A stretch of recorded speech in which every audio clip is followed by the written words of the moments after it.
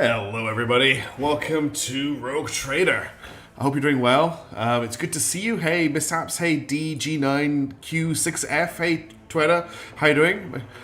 I hope you're all doing well. I am very excited to kick this off and get into some Rogue Trader. I'm a bit scared at how big of a project this is going to be, but I really wanted to play, I really wanted to finish this game for a while, and I figured I wanted to share it because I played through the first act a while ago. So yeah, I've spoilers for the first act. I know what's going on, at least for that much, but it's not that long.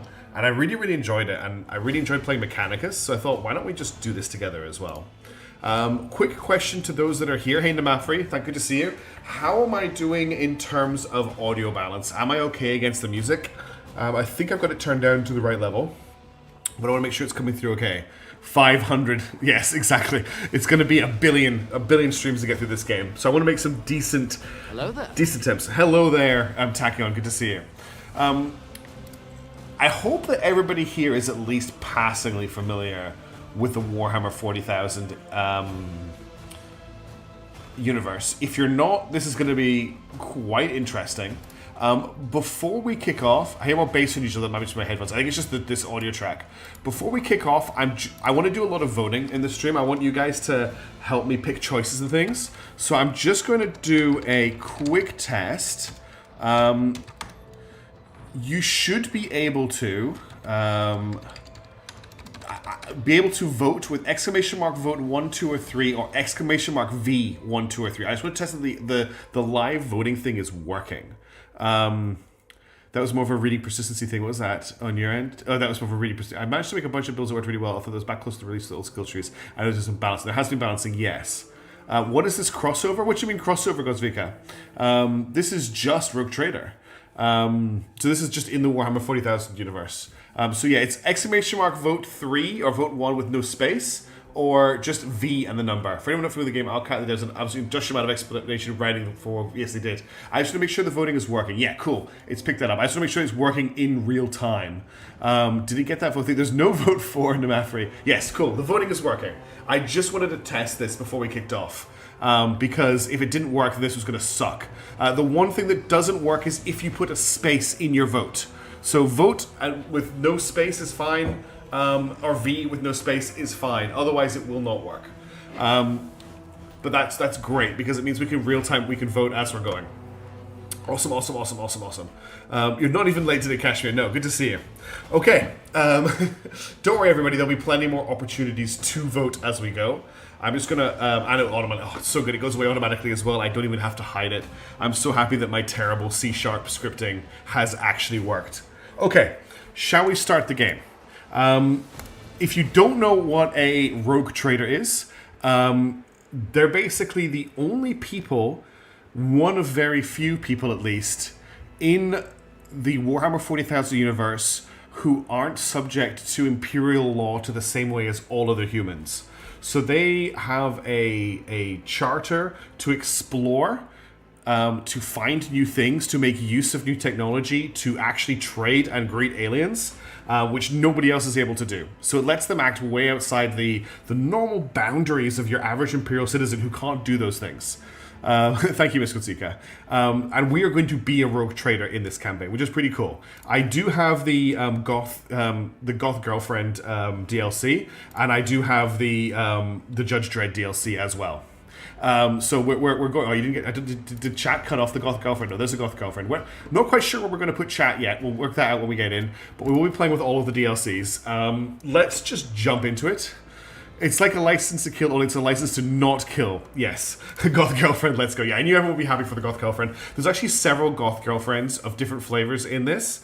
We're going to play on Daring difficulty. I have actually completed the first chapter on Unfair, but the game got a bit boring on Unfair because you kind of have to play it perfectly and you have to restack certain things. But Daring should give us a little bit of controversy, make things a little bit interesting. The special heritage contract with the Emperor of Mankind that allows them to operate as explorers includes additional agency. Yes, that's exactly. After reading the Compendium of Good Builds, I realized that I haven't been paying enough attention to what attributes to invest in. Yes, you can respec, which is really easy. Are there armored girlfriends? We will be getting this flavor of Armored Girlfriend is pretty much as soon as the game starts, if that is any help to you, mishaps. When I heard Rogue Trader, I thought something said in medieval times. What the hype is about? Oh no, this is Warhammer 40,000 Rogue Trader. So we're going to go in with daring difficulty, which is pretty much tabletop values. Normal does balance things a little bit in your favor. There's also, I love this, the Grim Darkness is your basically your super Iron Man. We're not going to be doing that in case there's a crash. So we're going on daring difficulty. That's fine. The funniest thing is fight time. It's like, just finished the game. Wow, congratulations, Pango. That's a big book. You can get a fish girlfriend. Really super cool. Sometimes I play Underrail. It took me 5 goes of how to build that could beat the prologue. Wow. Okay, we're obviously going to make a custom character here. And we've been chatting about it a little bit in Discord. I've got a basic character plan, but what I want to do is, do we want to play a male or a female character? Obviously, it's very binary in terms of your gender here, so we're not gonna go. We'll just, is it going to be a male or a female character, basically? Yeah, I think for thirsty shoots at some point. So what do we think? I don't think it really matters too much. There's some really cool portraits here. There's obviously for the different backgrounds. You know, you've got your Astra Militaris, you've got your Commissar background, you've got your, I think this is your crime lord background, your noble background, you've got your naval officer background, you've got your Excellency priest background, you've got your just badass background. I love both of these portraits. I think she's a badass, I think he's a badass. I think these are your psychers. This is also a psycher. I'm not sure about him, what his background's supposed to be. I think she's another person. 4th row, 2nd column is pretty hard to tell the gender. Once we'll just go through them all really quickly. This guy's a badass. Then you've got your definitely your psychers. You've got that's a guardsman. I'm not sure about him. And then you've got your 2 new ones for the Lex Imperialis DLC. I chose the Commissar Stephen Fry portrait when I played. 4th row. What are you saying? 4th row, 2nd column. This one here. Or is it this one here? 4th row, 1, 2, 3, 4, 2nd column. This one here is hard to tell. That is a little bit indiscriminate. I actually quite like that. That's not too bad. What are we thinking about this as our character portrait? As a little bit. I think, yeah, I'm liking that. I think we'll go with this person. Not loving this too much. I want to maybe just get rid of that little bit of augmentation. Oh, it would be nice if chat wasn't in their face. Yes, thank you, Mishaps. I need to move chat around. Let's just put chat up. I'll put chat down here for the moment. I'm just going to get rid of this augmentation. Even though that they have this here, I don't think it quite works here. Maybe that's a little bit better. Or what else could we look at? Yeah, there's not really any other. There's just an Aquila. We could just have an Aquila in the forehead. Doesn't help us if we go heretical though. That's not going to work out very well. Let's just go with no augmentation, I think. Oh, even though they've got this, we'll just say that it's this. You're liking row 1, column 1. This guy here. I mean, he's not bad either. If I had a preference, I think it would be easily her or him, or possibly this one here is also quite hard to determine gender on. Oh, you mean the augmentation? Yeah, row 1, column 1. Which is this one here. Yeah, which is no augmentation. Cool. I don't think we want a tattoo. I think we're pretty happy as is. I'm happy with the hair. We do need to pick our voice. So there's a few different voices here. We've got bold. I'll see you destroyed. Row 2, column 2. This one here. I do quite like this as well because I think this is also a little bit harder to define. It really depends on the vibe.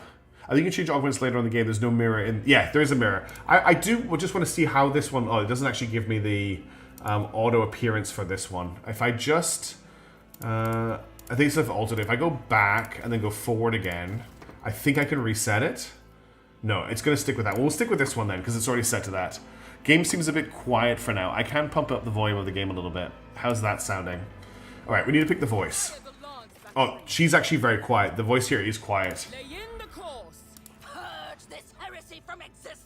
If you optimize the caravel, it can make combat quite easy. Yeah, that's why I've gone for it slightly hard difficulty.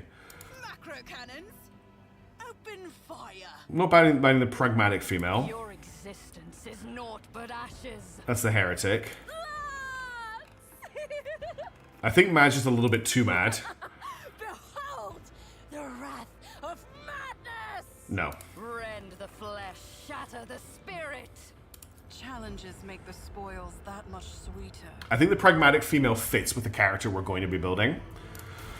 So I'm looking at going for an Imperial World character. There's a few here. You've got Death World, you've got Voidborn, you've got Hive World, you've got Forge World, you've got Imperial World, and you've got Fortress World. Actually, is it Hive World I want?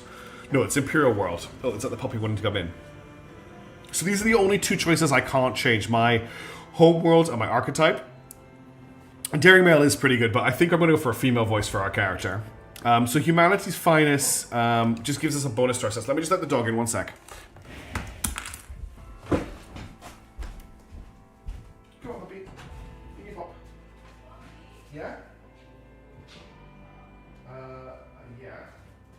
I am live.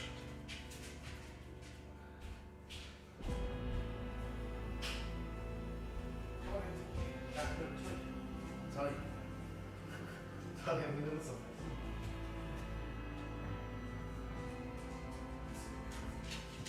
Good girl, isn't you? Good girl. Let me wrap you up in your blanket. Sit down. Good girl. I know you're sleepy. Here's your blanket.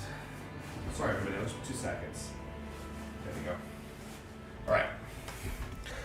I'm back. I'm sorry about the delay. Okay. So, it's Forge World is interesting because you get some augments through Forge World. So there's Imperial plus generic Imperial planet and spaceship. Yes, pretty much. Voidborn is interesting because it gives you lots of luck. Yeah, I think it's an Imperial World we want. We're just going to take the extra bonus to our ballistic skill, and there's some interesting perks we can grab in here as well. And then I'm going to grab a bonus to our fellowship because that's going to work importantly with our character. And then we get to pick our background as to like what we actually are. How do we become into... What were we before we became a rogue trader? So there's an Astra Militarum commander, there's a commissar background, the crime lord, the priest, the naval officer, the noble, the sanctioned psyker, or the arbitrator, which is added in the new DLC. I'm going to go for noble, and the main reason for that is I'm going to make our main character a shout boss. Basically, our main character is going to be the stereotypical rogue trader, in that they're going to be actually not very good at fighting, but they're just basically going to order someone every turn to do something for them. So their ability is called You Serve Me. They pick an ally, and they make that ally their servant until the end of combat. And then anytime they use an ability that affects that particular person, that person gets +5 to all stats until my character's next turn. And then if they attack a target that I have attacked, they get another bonus to critical hit. And that's just the start of it. You can stack this so many times, and it gets really, really silly. And eventually you can give people extra turns. So we're going to go with the noble background for our main character. And yes, we just, for some reason, have, I don't know why, a dead animal scarf. Please tell me. I'm going to let you choose Sobercall. That's for you guys to choose. Now we have to choose a triumph that our character has. We're gonna min-max this a little bit, and I'm gonna go for Apex of Brilliance to give us +5 persuasion. So your strong presence and persuasiveness stopped a feudal war between neighboring systems. That's a pretty good triumph. But then we have to pick our darkest hour. So this is something that has caused cast a shadow on us. It can be a Grim Portent, which is -5 lore warp. It can be a Brand of Shame, which is -5 lore Imperium. Exactly, Kazkaz. Or it could be Shadow of Turmoil, which is -5 Carouse. I think it'd be pretty funny if our character wasn't that knowledgeable in lore Imperium. Although not knowing much about lore warp is also very, I think, in character. I think I'm going to go for Grim Portents. Let's get -5 lore warp. I'm sure that won't come back to bite us in some negative way sometime later in the game. Okay, now we actually pick our class. And basically, you pick a low-level archetype. That leads you into a medium-level, archetype, and then you finish off an exemplar. So we're going to go for Officer, and then we're going to probably go into Master Tactician. So Officer gives us some keystone features. Officers use willpower and fellowship to improve the combat capabilities of their allies, turn them into even greater threats on the battlefield. Core focus, extra turns, buffs, rescuing allies, and momentum. So our core features are Bring It Down and Voice of Command. So this basically lets us pick an ally and give them bonuses, which plays in perfectly with us being a noble, which lets us pick an ally and give them bonuses. And this is how we can start rolling together these really powerful buffs. So we're going to pick Officer as our core archetype. Then we've got our characteristics. I have 30 points to spend to increase these. I'm going to pump our Fellowship up as high as I can. And I think what was our other core stat? It is willpower. Frozen Master Technician, I suppose we shall see. So I'm going to pump willpower up as high as I can as well. For this character, I'm also going to pump... I want to get their ballistic skill up so they can shoot stuff. So we're going to just put 2 points into ballistic skill. Does mean the rest of my stats aren't amazing, but my coercion is at 60. My commerce is at 55. That makes sense if I am a trader, that I have really high commerce. My persuasion is at 65. I'm really good at talking to people. That sounds about right for a rogue trader. I don't really need this ballistic skill of 40. I can employ people to shoot at my enemies, but you know what? I think just because I'm leading from the front, I should probably be able to hit somebody with a gun. The way rolls work in this game, just very simply, is everything is a D100 roll. You have to roll under the number to succeed.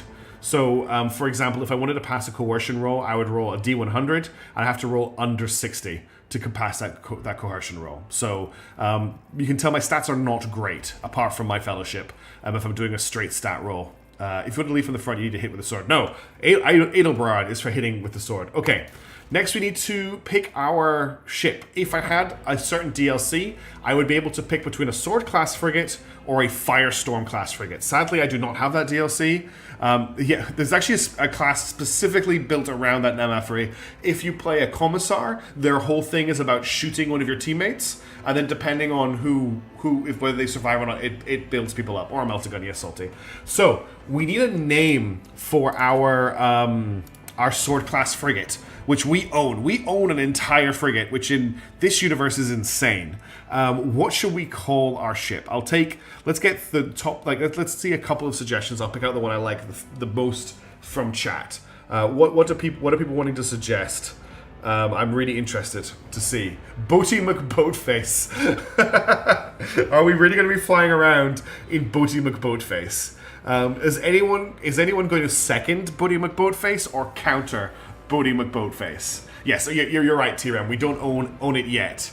So Battle Blaster has second Boaty McBoatface. Emperor Obscura, Abelard. Name this ship.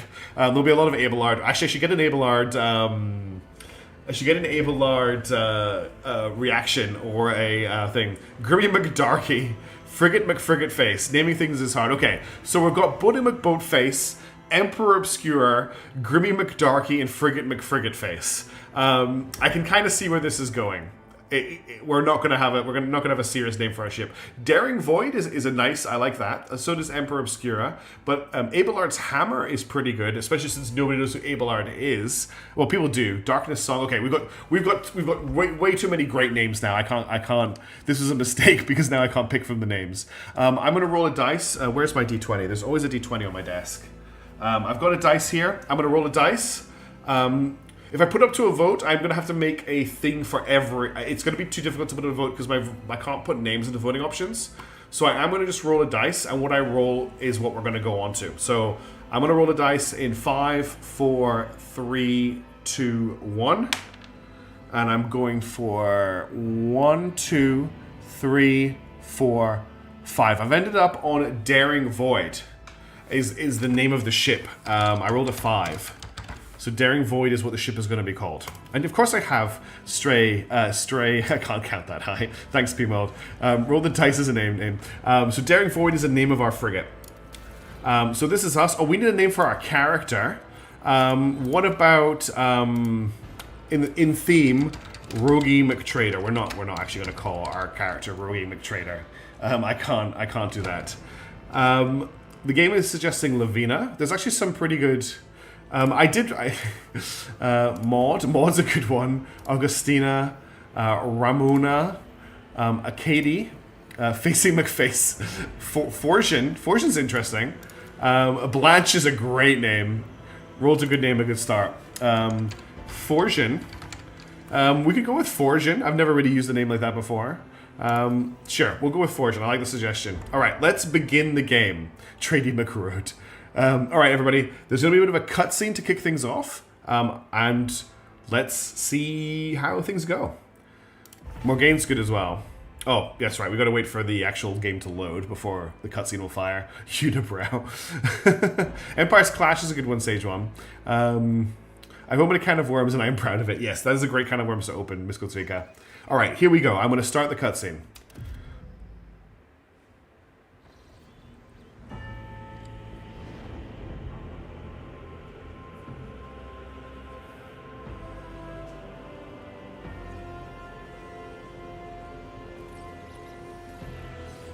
So this is actually inside a ship. These statues and everything we're seeing here. Although maybe we don't know that yet. I think Al kind of done a really good job with this game.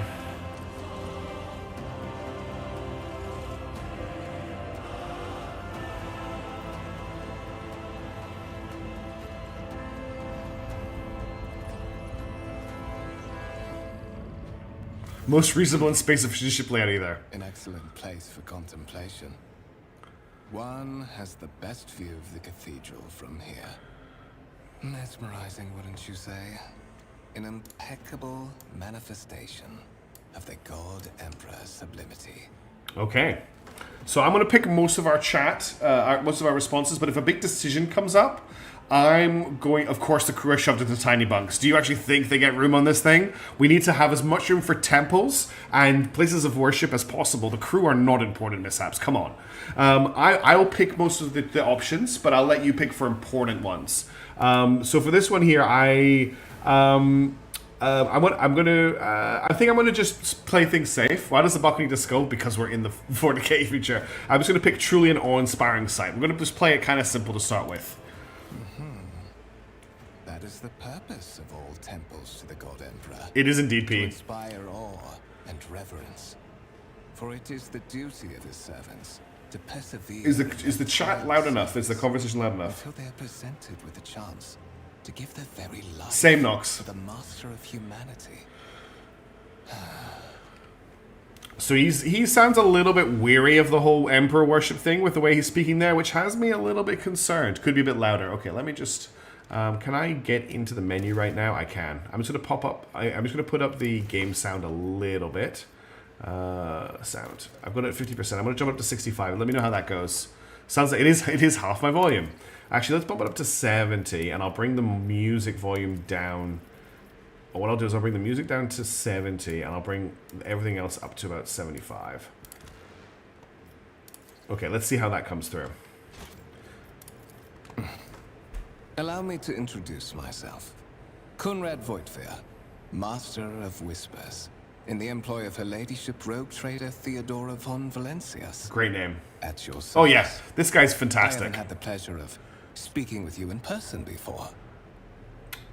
So he's just saying that he works for the Rogue Trader. So just to confirm, a subject of the Imperium with a unique hereditary title, a Rogue Trader is tasked with exploring and exploiting the uncharted regions of the galaxy for the benefit of mankind. I will reintroduce myself as Duchess Forzian Eos Veneri de Val of Calixis. You may call me your grace, because I am a noble and he is not, and therefore he is my lesser. My deepest respects to you, your grace. A noble of the Imperium. It's been a long time since Providence last brought such eminent guests aboard this vessel.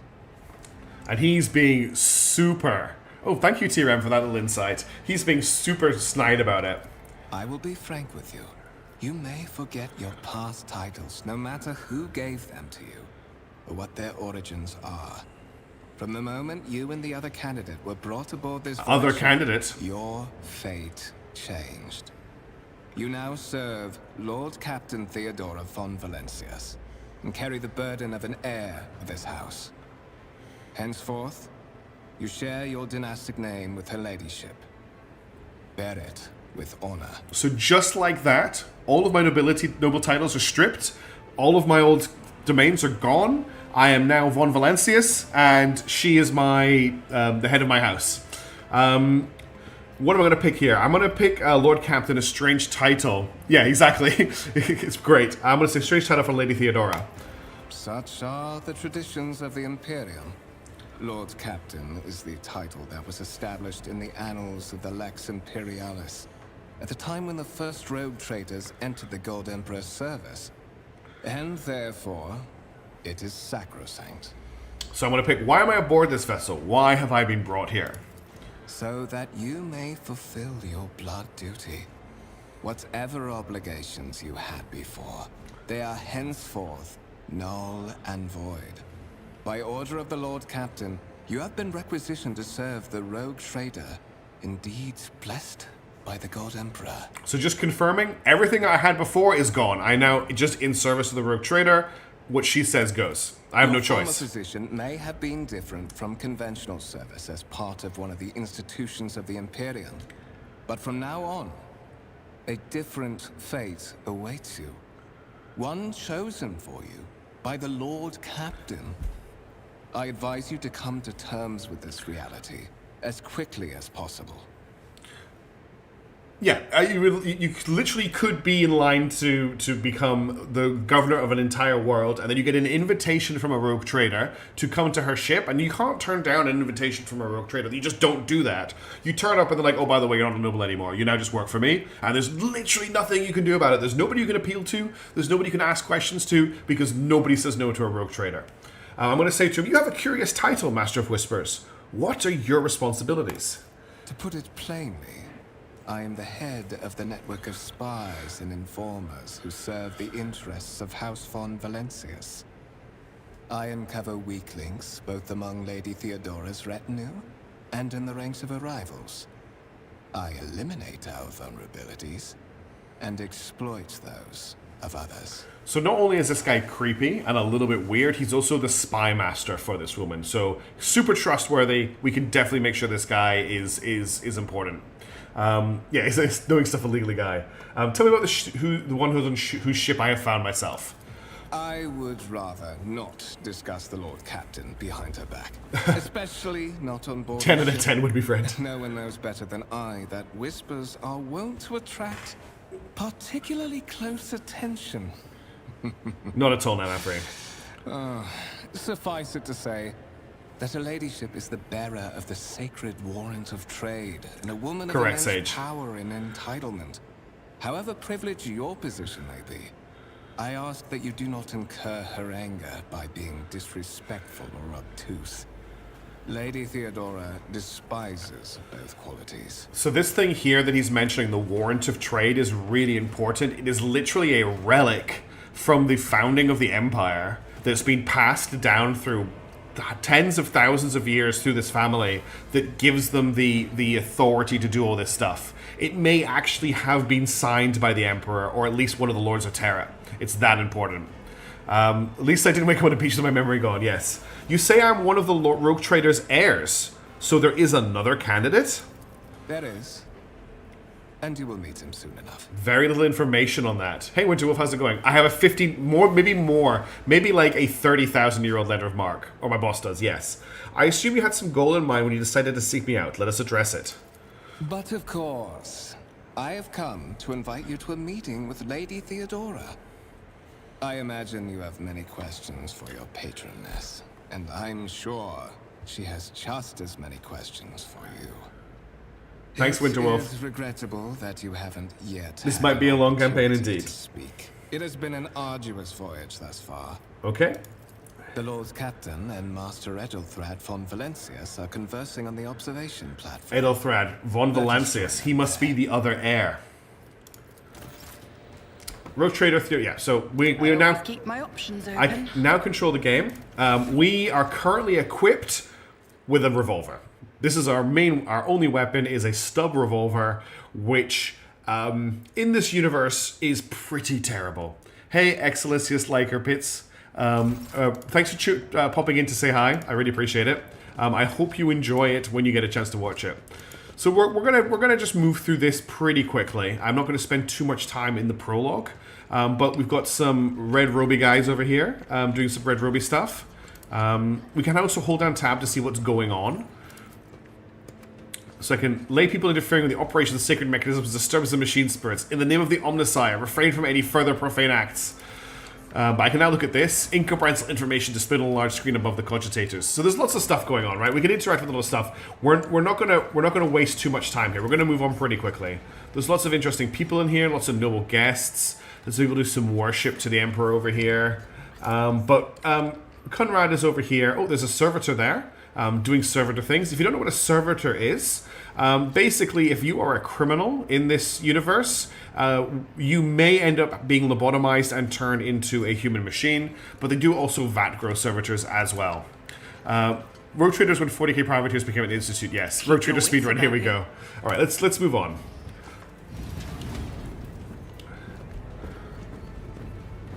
One of the Von Valencia's trophy rooms. That's a Lehman Russ. Take a look around after your audience with the Lord Captain. No horizontal leadership, no. I love how this trophy room just has a battle tank as a random trophy. Oh no, the servitors are malfunctioning. Oh no, the servitors have gone rogue.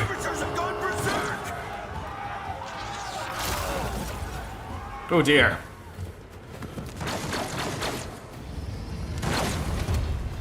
Not even a criminal for a show. You're still in the wrong place at the wrong time. Is already calculated. Okay, so we are now ambushed in battle, and we have our first combat. It's turn-based, and it's tactical. So there's cover. It's a little bit XCOM-y, but there's a lot more abilities and stuff. We are fighting one servitor, and we have all of these well-armed crewmen between us and it. We will hopefully be fine. Let's start the battle. He missed. It's malfunctioning. It is now in a frenzy.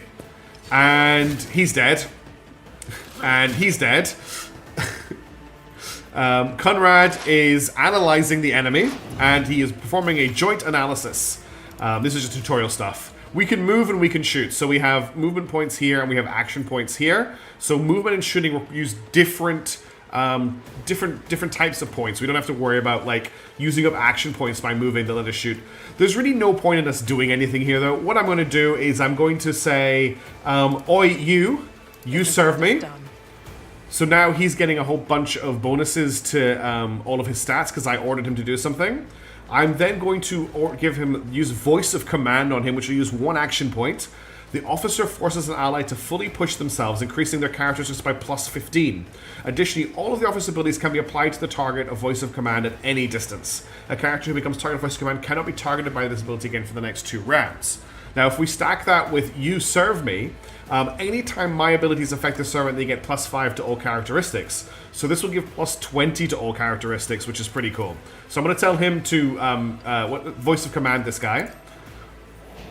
Now, so he's got plus 20 to everything, and that's all I can do, because I don't have any other abilities. What I can also do, though, is I can shoot at the servitor with my pistol. On it. And I missed. And that is my entire turn, because I am not a combat monkey. I did indeed revolver. Now, this guy hit because I buffed him. Here comes the servitor. By the way, our character may quite struggle to win this fight, because we have a revolver. And Conrad is just going to continue to analyze the enemy. I can't voice of command this guy again because you only voice of command every 2 turns. So I'm going to revolver. And then we're going to move back a little bit. Oh no, if I shoot, I can't move. That's right. That's all I can do. So let's end the turn. Okay. And now he's about to get scorched. The servitor's nearly dead though. Conrad is going to continue to analyze the enemy. I'm going to stand behind Conrad, and then I'm going to shoot at it. Strategy. The game's just telling me that doing stuff uses action points. I did actually manage to hit it. Here it comes again. It's going to hopefully poke Conrad. Oh, he dodged it. And he's going to analyze the enemy. And then he's going to miss it. He actually shot at it, but he missed. Now I'm going to shoot it with my pistol. And it's dead. 1 kill for Frosian. I can scarcely believe it on a day like this. Suspiciously poor timing for such an accident. Servitors malfunction on the officer's deck at exactly the same moment when the rogue trader and her heirs are gathered here. I have blocked all passages between the upper and lower sectors of the residential decks. If this is a deliberate attack, Thanks, Cosmica. from advancing their plan. So the Spymaster had no idea this was going, but he's instantly saying that this isn't an accident. His instant assumption is that this was planned and not just a random state of lobotomized criminals going haywire. Oh, here comes some Marines. Indeed, what a coincidence. Spread out. No one is allowed to enter the premises. To your stations. I'm afraid... Oh, I from all the must analyzing, choose. of course. For Lady Theodora's safety, I have to oversee the execution of these orders personally. Indeed, P-Moiled. I hope you will have no difficulty reaching the observation. They just really don't like you. It is just at the end of this corridor. So now he's leaving me to go and see her on my own. There is no loot we can grab in here, but there is a tarantula turret. If you've played Dawn of War, you see, you'll know a lot of these things. There's also some interesting relics in here. There's a Lehman Russ battle tank.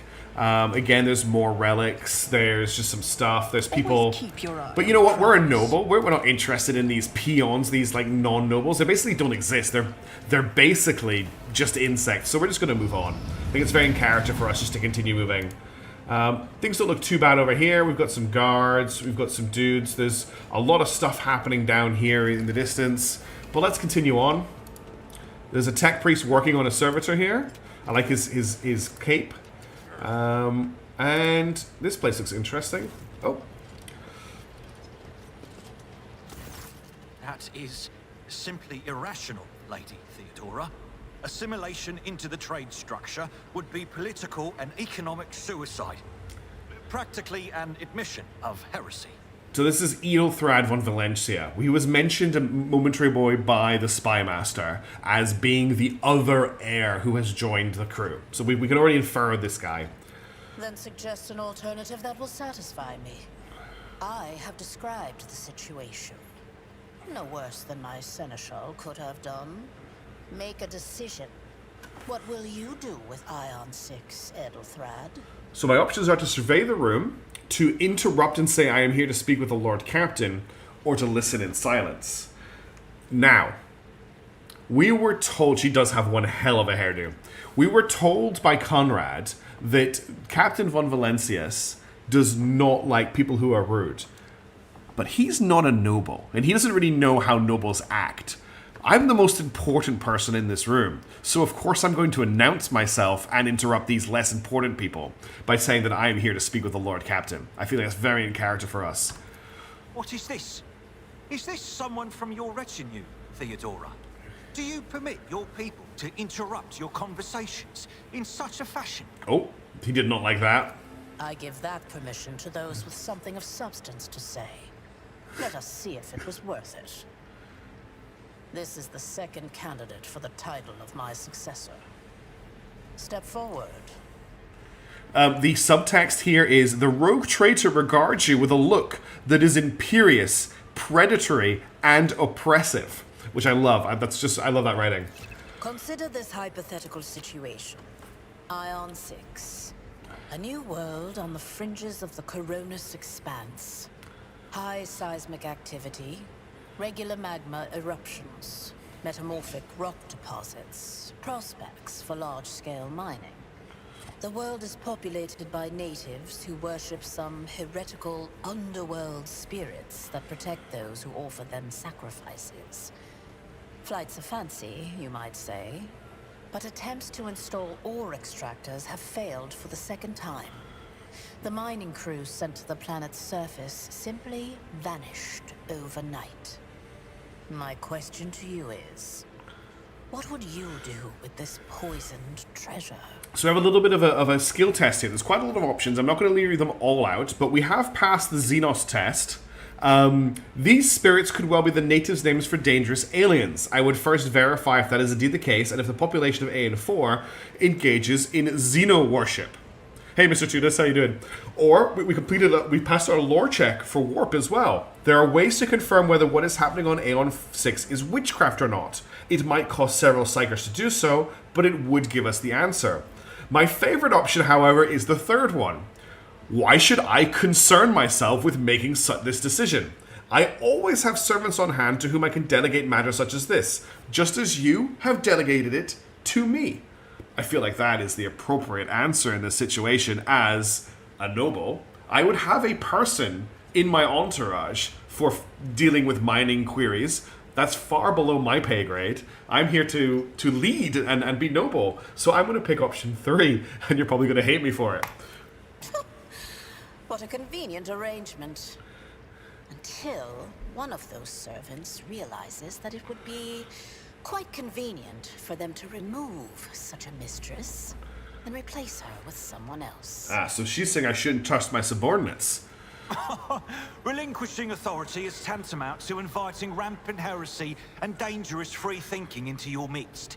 Judging by your lackadaisical mindset, I would wager that such a fate has already befallen your domain. Okay, Haikor, now I get to come back at Edelthread. So my options are, I gave a straight answer to a simple question, which as I understand was still more than you could do, Edelthread. Or, we are both servants of the God Emperor and Lady Theodora. Does it become any one of our status to engage in petty feuds? Just our character creation, Corin, and one fight, that's all you've missed. I find your tone most disagreeable, Edelthread. You will kindly alter the manner in which you address me, or else you will live to regret the consequences. Or, the last option, shut your mouth, Edelthread, before I shut it for you. Now, all of these are pretty good. But I think I'm just going to go for I gave a straight answer to a simple question. I like the first one. Insolent, ignorant upstart. How dare you? The color drains from Edelthrad's face, which distorts his features further. Sorry, Winterwolf. I believe I gave you an assignment on this ship. Explain to me then why my senior congregator is still dawdling about the officer's deck, instead of proceeding to the middle decks to commence the inspection of the compartments in his purview. Oof. I beg your forgiveness, Lady Theodora. Your presence has such a profound effect on What me a that kiss I well ass. forgot the time. Edelthred bows ceremoniously and takes his leave without sparing you another look. So, why are you here? So the options here are, was it not you who sent for me? Or there are questions that I wish to have answered, or I do not know just yet, I hope you will clarify that. Now, we haven't made a very good impression with Theodora so far, and I feel like we would, as a noble, have ourselves enough of a presence of mind to realize that we need to salvage the situation. Because here is someone we cannot intimidate or overawe with our presence. So I think I'm going to go with, there are questions that I wish to have answered. You are direct. I approve. But you will have to wait. There is something I want you to understand first. My name is Theodora von Valancius Massimo of Scaris. I am a rogue trader in the service of the God Emperor of humanity. And my rights and freedoms are vindicated by a most sacred relic. The warrant of trade, kept aboard this very vessel. Mine is the honor to venture into the darkness, beyond the Imperium, and carry humanity's light where powers wicked and heretical reign, and bow death and ruin to us all. So this is really just reminding you how powerful a rogue trader is. Because you really need to understand that this person is one of a handful of people in the Imperium who can do whatever the hell they want, and they can do it in the name of the Emperor. No laws apply to her, no requirements apply to her. The Inquisition can mess around with a rogue trader, but they have to have a really good reason to do it. They can't really be declared heretical, because their warrant literally says they can use archaeotech, heresy tech, xenotech, if they think it can aid the Imperium in some way. They are the only people allowed to do this. It is my decision alone to determine the fate of whatever I find past the bounds of the explored void. Every world I discover, along with all there is to find thereon, resources, people, riches, and mysteries, is mine by right. I command millions of lives, rule over numerous planets, and possess fortunes that no planetary governor or commander could dream of amassing. And you are one of those with von Valancius blood in their veins and a rightful claim to this inheritance when the hour comes. So two things. One, Salty Frosty raised a really good point in chat. Whatever they want is out, as long as it's out of the reach of the Imperium. They can't mess around with stuff inside the Imperium, but they can do it outside the Imperium. That's a really important point. Two, Theodora has at least two heirs who have just shown up here, clearly from far apart places. She's clearly sown some seeds around the place. What's Wooden Plank saying? Also, hello, Wooden Plank. A rogue trader can quite literally declare to a Chaos champion that their sponsors favor them over the existing champion, and do so while standing next to an Inquisitor and suffer no penalty. Yes, exactly. They are 100% above the law. Does that mean there are other heirs? Naturally. Some have yet to arrive on board. So she has many but heirs. I have had the pleasure of meeting one of them. Ethelthrad may be somewhat disconcerted by the scale of the responsibilities that may potentially fall upon his shoulders. However, I have a good feeling about him as a candidate. Pretty much Battle Blaster. Lords of Terror, maybe? The high honor of becoming the bearer of a warrant of trade. Nonetheless, your abilities and talents may yet prove useful. If not for the role of Lord Captain, Yeah, then pretty much for Alf. that of their closest ally. Alas, even those responsibilities can at times be too challenging for those who share your blood. Kunrad Voitvir served me for many years before he made his mistake. So another critical piece of information. She's just revealed that Kunrad, good old spy master boy, is actually an heir of hers and was in line to inherit the rogue tradership, but he's done something, he's made some mistake that has removed him from the line of inheritance. Also, as a noble, we're probably killing ourselves with glee at this opportunity. We are like, we've just gone from being like born super lucky to being born even super luckier, because going from noble to rogue trader potentially. Yeah, it comes directly from the Emperor's personal hand. They stand equal among Primarchs. Okay. If you're satisfied with Aethelthred, then what is your sense in having this conversation? Why are you wasting your time on me? But I like this one better. Did I hear you correctly? The Master of Whispers is related to you? His kinship to me is most distant, as is yours.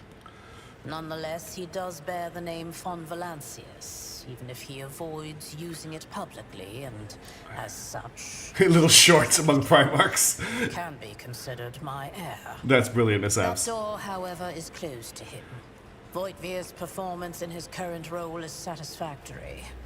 Or it used to be, at least. I'm going to also ask about Aethelthred. So if you're satisfied with Aethelthred, then what sense is there in having this conversation? Why are you wasting your time on me? Impatience. I am rather fond of impatient people. They are not as quick to resign themselves to circumstance and more eager to show initiative. Even if I do choose Ethelthrad as my successor, I will still require loyal advisors. The skills and knowledge you acquired in your former life may prove invaluable here, in the Coronis Expanse. So she's basically planning on adding us to her retinue at this point. Your noble descent is a sign that power lives in your very flesh and blood. You would never doubt your words or actions. Never show weakness. Never let an involuntary gesture or a careless word betray your fears or agitation. At least, if your upbringing was as thorough as mine was. You should also note she's probably really old. Many will grovel at your feet. Governors, Exactly. commanders, highborn no- navigators. We're conceited lords. Imperial World And you Noble. cannot I'm allow going for them a to shout sense boss. weakness in the one who Hey stands Silver Sakura, how above. you doing? Welcome to the stream. Hope you're doing well. Moreover, your remarkable mental abilities were noted in your profile. If you Oh. can find a way to exhibit them in the service of the von Valancius dynasty, well, so much the better. So she's in her 300, so you go, thank you, Wooden Plank. Because our character has high mental stats, the game has... We now... Your character in this game will have a legacy or what people know about them. People already know that we're quite intelligent. It's actually our high fellowship that's picking up on here. Awesome. I'm glad you've had a good day and you can relax. But it's actually picking up on the fact that we have high intelligence as something to thing. I'm going to just pick, thank you for clarifying. May I ask my questions now? That's her Vox ticking off. I have some time before the navigator gives the signal to initiate the void ship's translation out of the warp, and my presence is required on the bridge. Okay, I'm going to explain this. I'm going to let chat choose, Alf. I'm 100% going to let chat choose on those decisions. Theodora has just revealed that we are currently in warp travel, which means we are outside the Materium. We're in the Immaterium. which is the universe of chaos. The background event gives you +5. Thank you, Windplank. Sorry, slightly mixed up. And we are using a navigator to do that, which is very, very important. They are a mutant who can see into the Immaterium, and they can see the what's it called? The choir of psychers. I can't remember the name of it. That shows you where Earth is, to use that to navigate through this space. I'm going to say an incident took place on the officer's deck. Some servitors went berserk and attacked the crew. Is that so? Perhaps the technomats were careless during Astronomicon, thank you. Or it could be the Oh, I'm sorry to hear that you got sick, Winterwolf. I really hope you can feel better soon. Or perhaps there is something to all the stories about the ship being possessed after all. That thing she's mentioning there, called the Geller Field, it's the only thing that keeps everyone on the ship safe from being eaten by demons while we're in the warp. Lady Theodora, for the God Emperor's sake, surely you do not intend to start repeating idle rumors spread about by uneducated riffraff. This is a gentleman called Abelard who is speaking up. Enough, Abelard. Abelard, sorry. What hearsay amuses me. Not reliable at all. Idira eagerly retells me everything she learns from the whispers of her unseen advisors. This ship is ancient. It has enough hidden nooks, Yes, Abelard. malfunctioning cogitators, and unused compartments to make ignorant folks speak of specters dwelling inside the bulkheads and plotting against those who yet live. I'm going to ask where we're headed. Where is your ship headed? The Rycat system, the domain of rogue trader Winterscale, one of my peers and rivals. Besides me, 2 other rogue traders exist in the Coronis. I'm playing with all the DLC, by the way. And each of them possesses resources comparable to mine. Yeah. Perhaps you will one day assist House von Valancius in surpassing both of them in affluence and splendor. So navigators are absolutely essential for faster than light travel. If you don't have a navigator, you cannot navigate the warp. You cannot leave with whatever system you're in. So navigators super, super important. We've also just been revealed that we're in the Cronus Expanse, and there are 2 other rogue traders in this area. The only people that are really of equal to us, one of them is a guy called Rogue Trader Winterscale, and we're going to his system, the Rykard system. I set the course for Rykard on the demand for a very specific reason. Perhaps I shall yet apprise you of the purpose for this voyage, but now is not the time. Now that was a really interesting slip from Theodora, because she started to say, I set the course for Rykard on the demand. So somebody has demanded that she do something, and she has acquiesced. Now, if you think back on everything we've spoken about so far and how powerful a rogue trader is, and the character that she is portraying, this is not a woman that you demand things of, and like she does not respond to demands. But someone has demanded that she do this, and she is doing it, which tells you that this person must be even more powerful than a rogue trader, or be of an equal power level. There are ships that go with a navigator, but they need specific equipment which can take a godly amount of power, only works on safe charted wounds. Yeah. Exactly. What are my current responsibilities? Observe, learn, absorb. It will take time for you to find your bearings aboard this vessel and in your new position. Eventually, I will find a post that suits you as I did for Edelthrad. Until that time comes, Yes, Windwolf. consider yourself my aide. I'm just going to select I have no more questions. I'm not going to pick this groveling one. That's not going to surprise her. And I'm not going to say I don't know what navigators are, because I know what navigators are. So I'm going to say I have no more questions. In that case, I shall head to...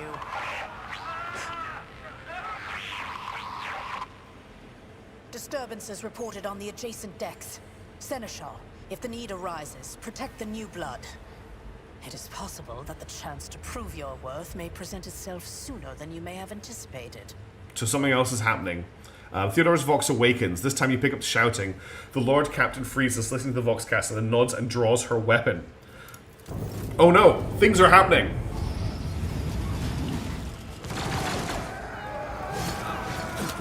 That guy got axed.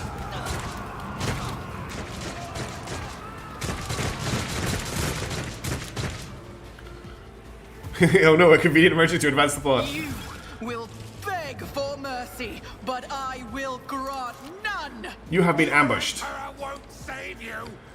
There's a lot of enemies, but we have Abelard, Valencia, and this guy, we don't know his name, and us. Theodora's up first. She's just buffed everyone with a command called Kill Them, and she just blorted 3 people with a plasma pistol. Abelard did nothing. Mort here has a melta-gun. He just blorted 3 people with a melta-gun. Death to non-believers! I did call him Edelfart by accident, yes. We're at the end of this. Serve the ruinous power! Ow, I got shot. Okay, the game is teaching us about cover here. So I'm going to run into cover. Then I'm going to serve me to Theodora. Personally.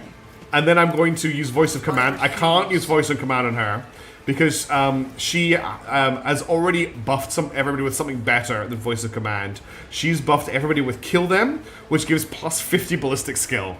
So I can't overwrite her buff. So instead I'm going to shoot this man over here. I'll make it happen. And I killed him.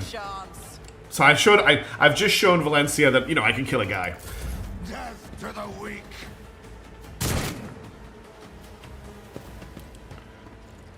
Just a minor setback.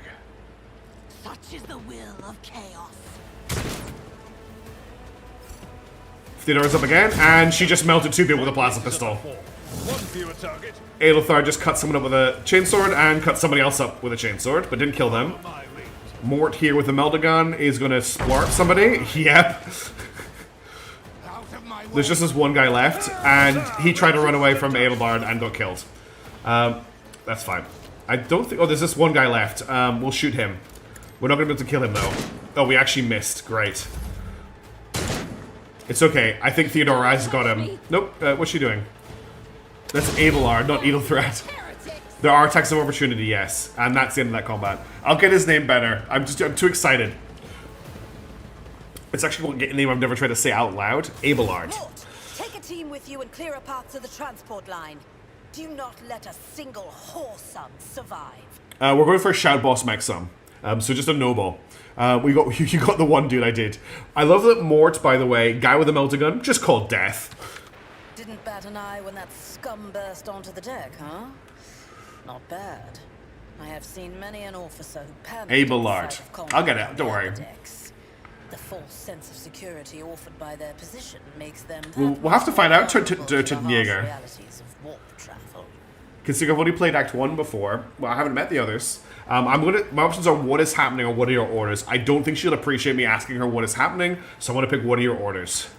Mort has gone on ahead to clear a path for us. If you want to make yourself useful, go after him and see if the arch-militant requires aid. And be quick about it. Okay, we can't loot here. There's still no loot available for us. But let's just move on. Always have a backup plan. I have a tool that allows me to check the status of the distant compartments and out-of-box content, but we have to wait for Mort's results first, is what you're saying. Oh, like Abelard. Not Abelard. Abelard. Oh, yeah. We've got fire going across this whole area now. These bridges have been retracted. So there's ongoing fighting.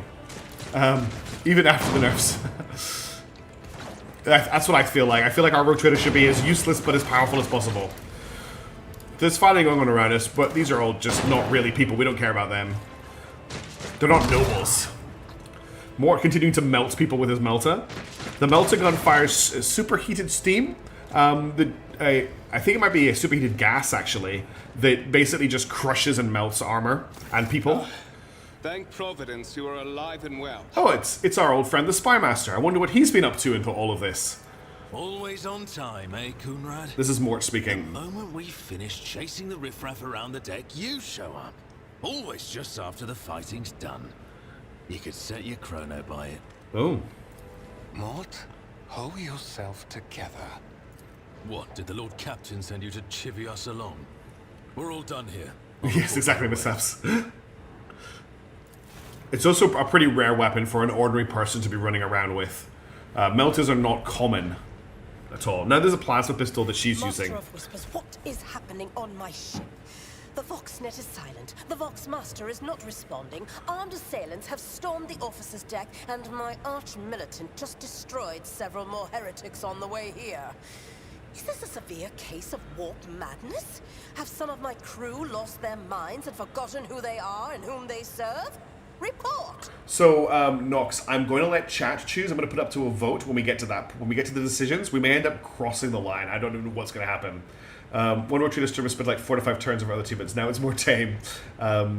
Yeah, it's the concept is just make things I have not hot. yet received word from the engineering regarding any Geller field failures, but communications were already unstable half an hour ago, and now they have ceased altogether. Or if you want to Whatever really the scare cause may somebody be, out. the consequences are spreading fast.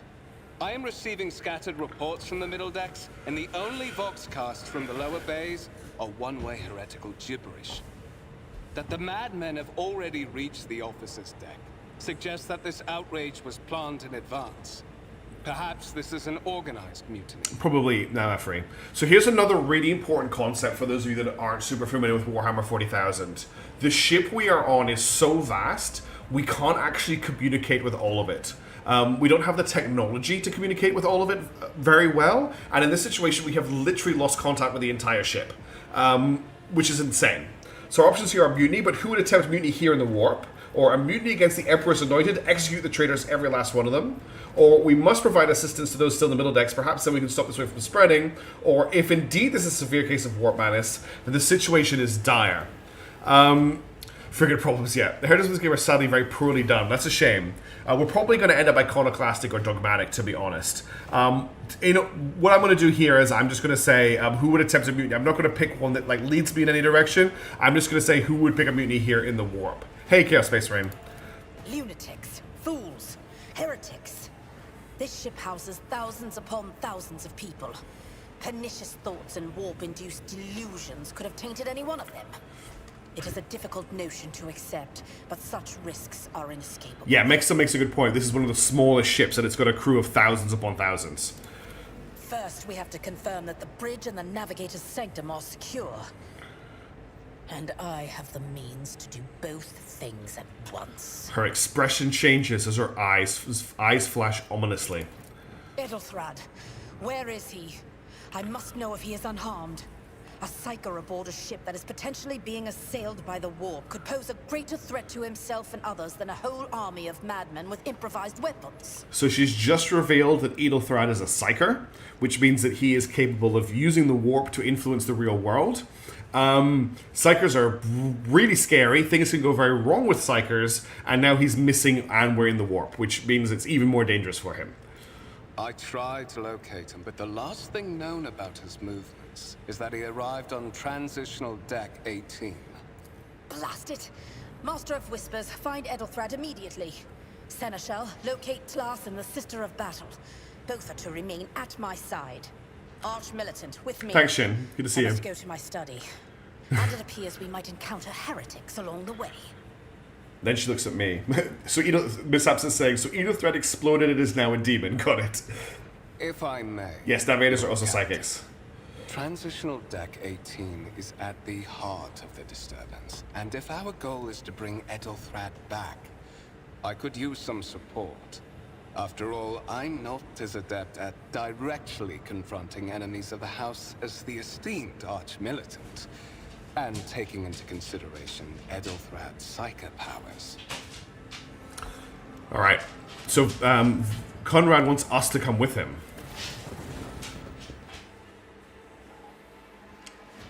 Then it's settled. Find Edelthrad and bring him here.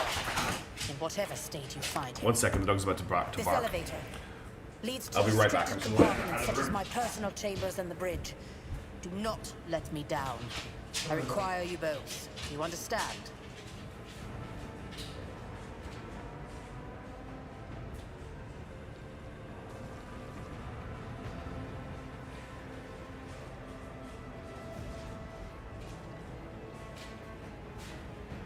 She might be a bit grumpy, but I've sent her back to bed.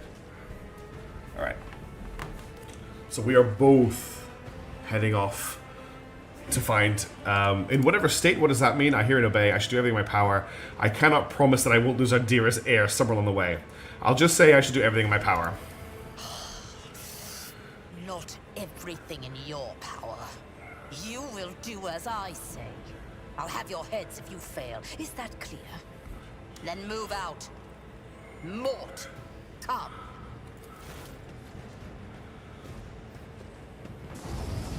Pretty sure she has a power sword as well as that plasma pistol. He's a demon now.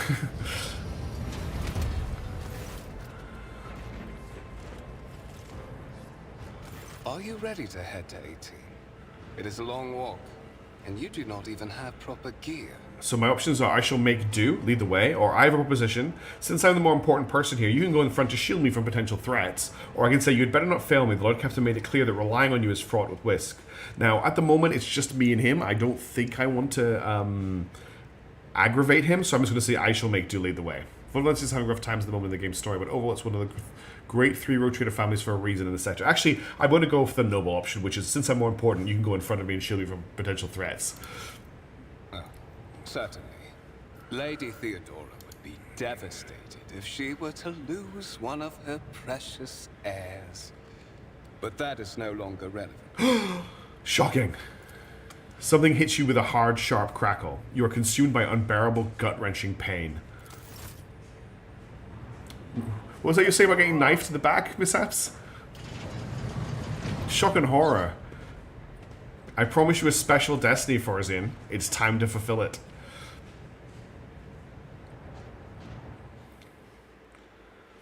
Uh-oh. Something bad has happened.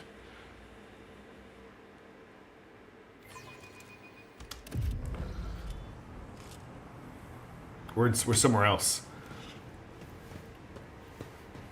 Careful, careful. Be gentle with our guest. She has an important mission to complete during our visit to the warrant chamber, and for that, I need... Surprise Pikachu face, yes.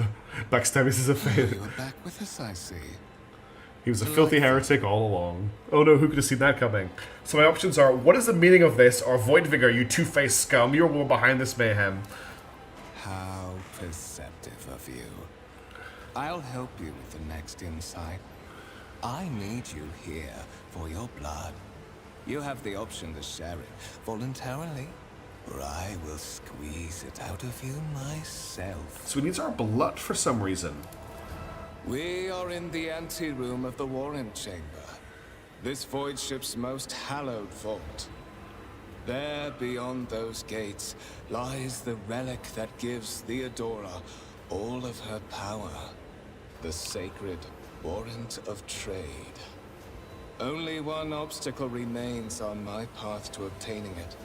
The gates to the chamber are guarded by the Sentinel, an ancient device that will only open the door to a true heir of the dynasty. I expected to do this. Of course it does, myself, Stiram. but never mind. You will offer your blood to the Sentinel. So there's some great options here, but I'm going to pick number 2, which is, what is it? Inbred? Is your blood too thin for the Sentinel? On the contrary, the Warp's blessing has raised me too much above your kind, Fon Valencius. The Sentinel refused to submit to me.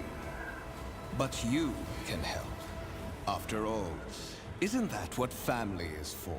Oh dear, the Warp's blessing? That's a worrying thing to say. Now I've passed a passive coercion test here, so I'm going to pick that option. What sorry, pathetic excuse do you even have for your apostasy, you sordid, wretched piece of grok shift? Wretched? What do you know about wretchedness? Theodora's cur. Are you hoping to buy a grain of her indulgence with your blind loyalty? Oh, I know this delusion. But thank the gods it The gods? That's not a good thing to say in this universe. Humanity can rot. I no longer serve mortal kind. There is only one god, and he is the Emperor. If you're worshipping multiple gods, you're a bad, bad person. Once my work is done, I'll make that pompous wench Fon Valencius watch as I sacrifice her entire dynasty and commit their fate to the gods. And you will be the instrument by which I will accomplish this righteous act. So there's a bit of tell here. Voidfer hesitates for a second and produces a strange weapon. A blade without a handle that shimmers blue in the light. The blade flashes in the dim light, and drops of blood appear on your palm. For a brief moment, you feel nauseous. Your head is spinning, and then quiet whispers begin to flood your mind. More and more sourceless voices echo each other, drowning out your own thoughts, replacing them with a singular urge. Go to the gate. Go to the gate. Go to the gate. Now, there's 3 options here. 1. Fight the voice in your head. Get out. I am not your puppet. Yes, I do, Mexum. I've got both of them. 2. I will do as you require, but I will find a way to make you pay for this, you filth. Or 3. Enough threats. I will comply with your demands. We're going to put this one to a vote, okay? So, let me just start the vote. So the options are obviously 1, 2, and 3. You can vote with vote 1 or V1, V2, V3, because actually with no space. So exclamation mark vote 1 or exclamation mark V1, etc. once it starts. I'm going to let the vote 1 run for 2 minutes, okay? So vote, so it's exclamation mark V or exclamation mark vote and then the number you want to vote for. I'll just move chat so you can see the results. And that's the option we're going to pick. It's not updating live, which it should. Oh my god, there's so many votes coming through. Cool. It is updating live. This is our first big choice of the campaign. Not a massive choice, but this is fun. Oh, thanks, Wooden Black. The community's just going all in. There's a few votes, there's a couple of votes not for 1, but we're really going heavy on the votes for 12 votes for option 1 so far. 1 vote for option 2, 1 vote for option 3. Remember, it's exclamation. Yeah, it looks like most of the votes are being counted. I think I don't need to wait for this vote to end. I think we know how this is going to go. Also, how cool is this music right now? I'm just going to put this back here, and I'm going to pick option 1 because the vote is so one-sided on vote 1. The voices in your head giggle and mock at your desperate outcry. You feel the intruding influence forcing you onto your feet and making you take a step towards the gates looming in the center of the chamber. You were wounded by a corrupted weapon which led a warp entity to invade your mind, is what this is telling me. Road Trip has one of the hardest soundtracks in my library. I love the Mechanicus soundtrack so much. Congratulations, all of you loyal subjects. It should have actually posted the results to the vote. It didn't do that. Oh, there you go. 30 seconds left to the vote. Let's end this. So we're now on something that's controlling us and moving us. Zinch sounds. In the gateway arc, you see a cogitator with a human likeness built into the front panel. As you approach, the torso twitches slightly. This is a servitor and an obedient automaton created from a lobotomized human being. The sentinel turns its head to you, one of its eye sockets lighting up with 2 ember-like irises. Now, I have enough tech use to examine this, so we're going to do that. Tech use test succeeded. You carefully inspect the design of the gate cogitator. What immediately catches your eye is the strange alloy that was used as material for the machine's components, some of which are unfamiliar to you. You suspect this may be some kind of archaeotech relic. Now, archaeotech is incredibly rare, incredibly powerful technology from the past. It could be from before the time of the Emperor. If the tech priests, the tech priests of Mars knew about this thing, then it could be pretty bad. It's too much like TikTok. What? Okay, let's continue. The servitor on the gate begins to move. With the screeching and groaning of metal, it leans forward closer to you. Its lower jaw opens with a drawn-out shriek, much wider than the jaw of a living human could. The servitor's mouth is filled with sharp metallic fangs that glint in the dim light. The vid screen to the right of you lights up, showing strings of mysterious symbols on a green background. A whisper runs through your consciousness, insisting, demanding sacrifice. The voices that filled your head after Voidver wounded you with his blade did not go away. On the contrary... So I'm just getting rid of the vote. It just got rid of itself. The source coiled itself into a tight knot somewhere in the depths of your mind. So we can examine it, we can place our hand into it, we can look back, we can look for anything that could be used as a weapon. I'm just going to put my hand in its mouth. That seems like the right thing to do. The Sentinel's jaw clamps down on your hand, puncturing your skin and sinking into your flesh. A few dark drops fall into the servitor's throat, and immediately you hear humming as the servo motors start up and pump stir into motion. The vid screen of the cogitator flickers. A toaster. Several long minutes pass. The Sentinel's jaws remain closed, and you're beginning to feel sick. Perhaps if you were to lean against the gates, you could catch your breath.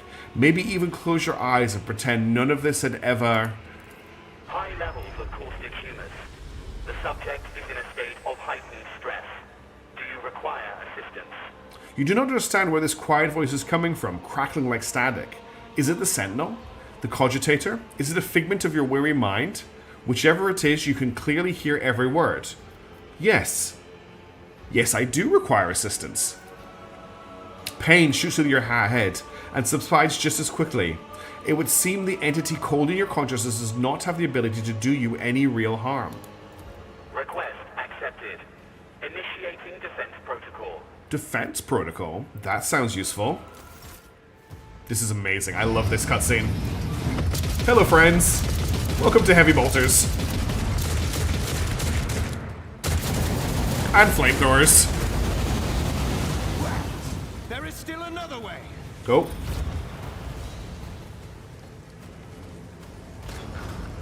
And the door opened. Check out the warrant chamber. We are currently wounded. We have an injury. The enormous gates match the importance of the thing they protect. The massive doors are made of heavy metal and look impregnable. This is the warrant of trade. It's pretty big, and it goes further back as well. It's actually a huge scroll. Let it be known that by my will, and by the true words of this document, I appoint this person to be the bearer of the warrant of trade, and bestow upon them their dynasty, the mission, to be the paragon of humanity, unbroken by adversity, to walk bravely first into darkness, to unite and reclaim what was lost, to triumph over nightmares untold, to hold boldly the reins of fate, to walk steadily the road of thorns, through pain to greatness. It's literally a warrant. No, literally a warrant. What madness is happening here? Who are you? Who addresses me? Temporary obnubilation following acute stress. Mobile unit of the Warrant Sentinel standing by. Yep, okay. Are you the Warrant Sentinel? Mobile unit of the Warrant Sentinel, designed as a personal escort of the child of the house and a means of communicating with the rogue trader's subjects. Mobile unit standing by. I need a weapon. I am utterly defenseless. Distance from the current location to the nearest arsenal. Initiating situational calculations. The servo skull goes silent, its relays clicking. Second after second passes, and you realize that the servo skull will not answer you. It is an incredibly open-ended mandate. I love that people are like, wait, it's actually just literally a warrant. I need to contact someone, preferably Theodora. Voxcast frequencies disrupted. Initiating setup. Establishing connection. Faster! Restore communication with the navigator's sanctum. I am trying to contact the bridge. If anyone can hear me on this frequency, regroup all available forces and head to the upper decks at once. I repeat, regroup all available forces and head... Oh yeah, that's right. There's a mutiny going on. Communication protocols breached. Signal latency assessment unavailable. Unable to establish two-way connection. Middle and upper decks. Assuming the probability of safe placement in areas of concentration of armed units. Calculating.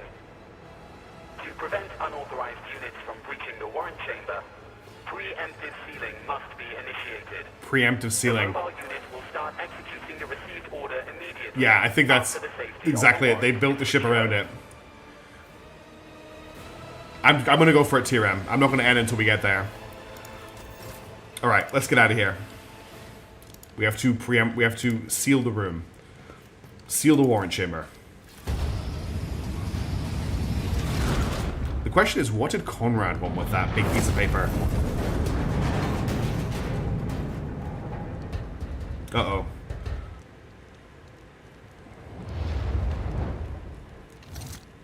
He has a knife. Run, fools, or fall! It's Abelard, and he has a chainsword.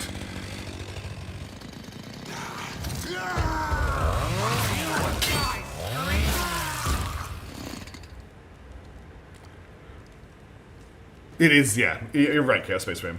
You control the paper has a essence, yeah. Mistress? What? Whatever are you doing in the warrant chamber?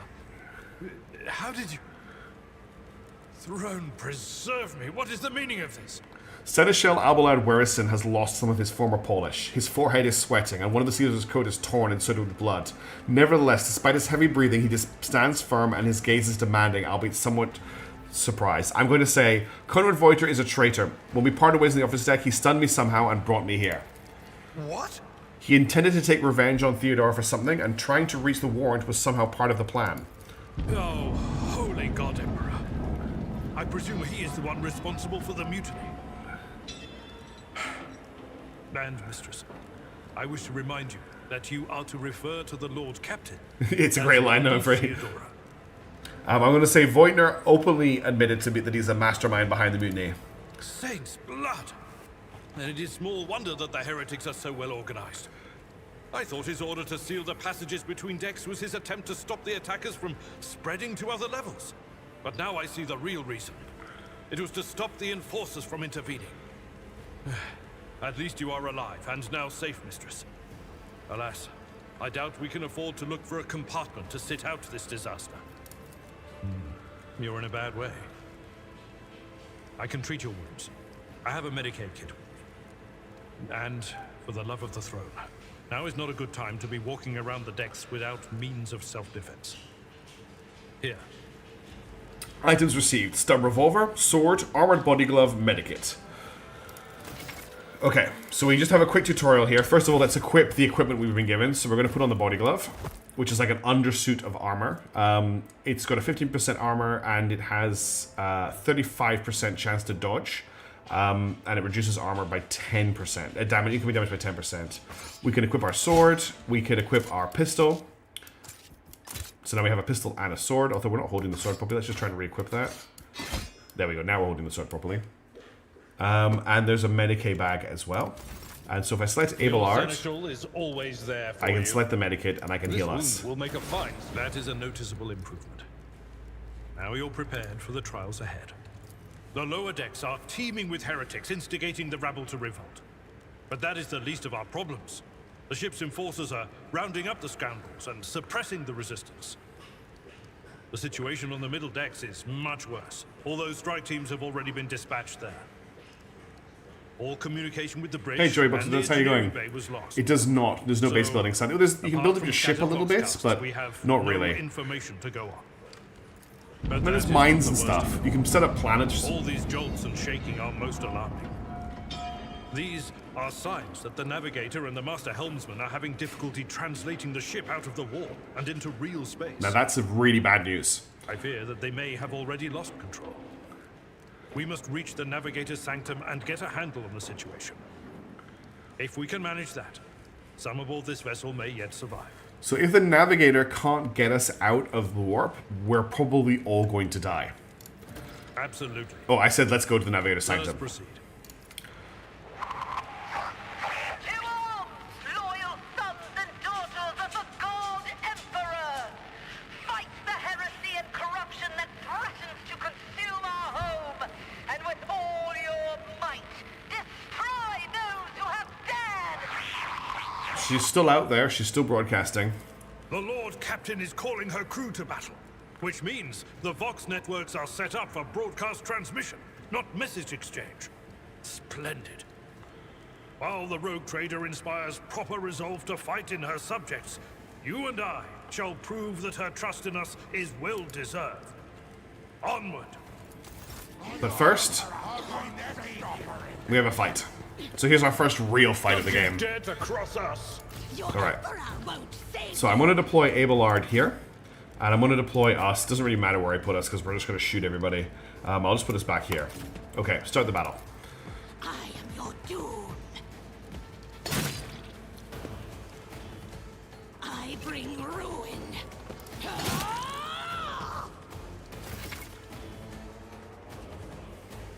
Your new companion is a warrior. Abelard specializes in melee combat and drawing enemy attacks. And he has the charge ability.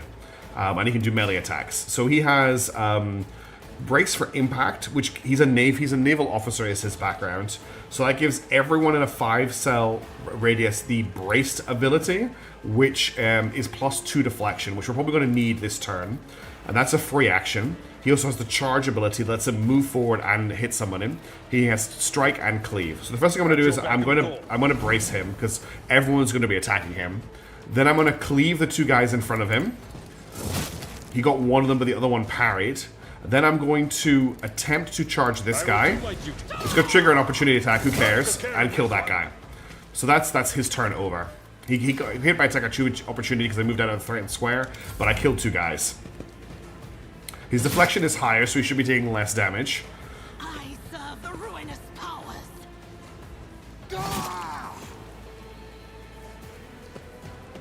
And now it's our turn. That's the only guy with a gun. Okay, image targets use abilities. So the first thing I want to do is, Abelard, you serve me. Then I'm going to hit him up with Voice of Command, buff all of his stats. Now my current pistol actually has a burst fire option, so I'm going to burst fire this guy. Actually, there's a chance to hit Abelard there. I'm going to burst fire at this guy here. I'm going to see what happens. Excellent firing. This is exactly how a noble leads. We shout at someone and we shoot our gun in the air. Crush the feeble. Good parry. We've got a fantastic cleave here. 3 people. Nice. Like the aftermath of an orbital strike, indeed. Now, I can't charge either of these people because I can only charge in a straight line. What was your previous statement, Mishaps? But I don't see your previous statement, which, because I see you built the ship around it, is your previous statement. What was your previous statement? I'm just going to move. I can't even move because I've already moved. That's the end of my turn. What's up, puppy? Why are you barking? Am I being too loud? Just killed his friend with friendly fire. Alright, what we're going to do now is, there's not much else we can do, so I'm just going to burst fire at this person. And we got a double hit. Nice. And that's a level up for me and Abelard. Let me just sort the dog out. Give me 1 second. Why are you barking? Oh, do you want to go outside? Is it a bit late to be going outside, I think? Okay, you can go outside.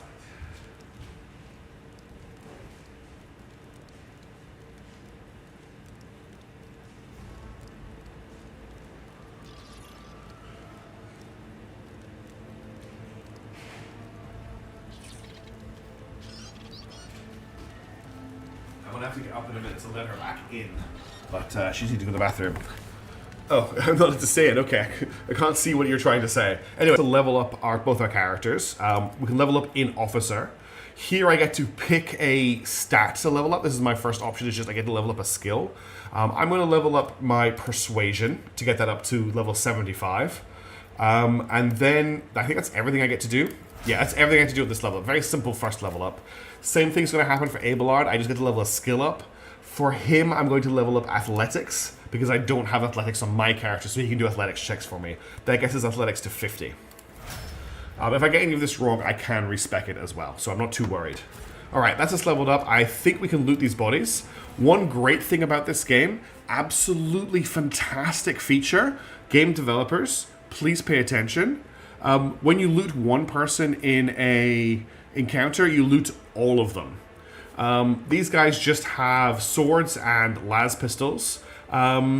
I can choose to switch between the stub revolver and the las pistol. The revolver is actually better, in my opinion, than the las pistol. So I'm just going to collect everything and send it. Did I just put that in my inventory? I did. I meant to put it in my cargo. Okay, let's get out of here. Oops. No one is injured, right? No, Abelard recovered from that, fine. Okay, and this is the ship. We are going to head to the Navigator's Sanctum because we have to help the Navigator.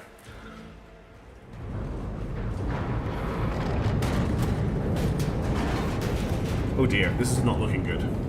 Oh, some sort of psychic person. Oh. The game will prompt you, though, if you try to leave an area, though. Threshold of the blinded guide.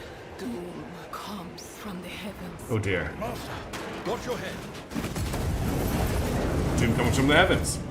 Idira, would it be too much to ask that you phrase your soothsayings plainly for once? That was too close. I want more bang, not accuracy.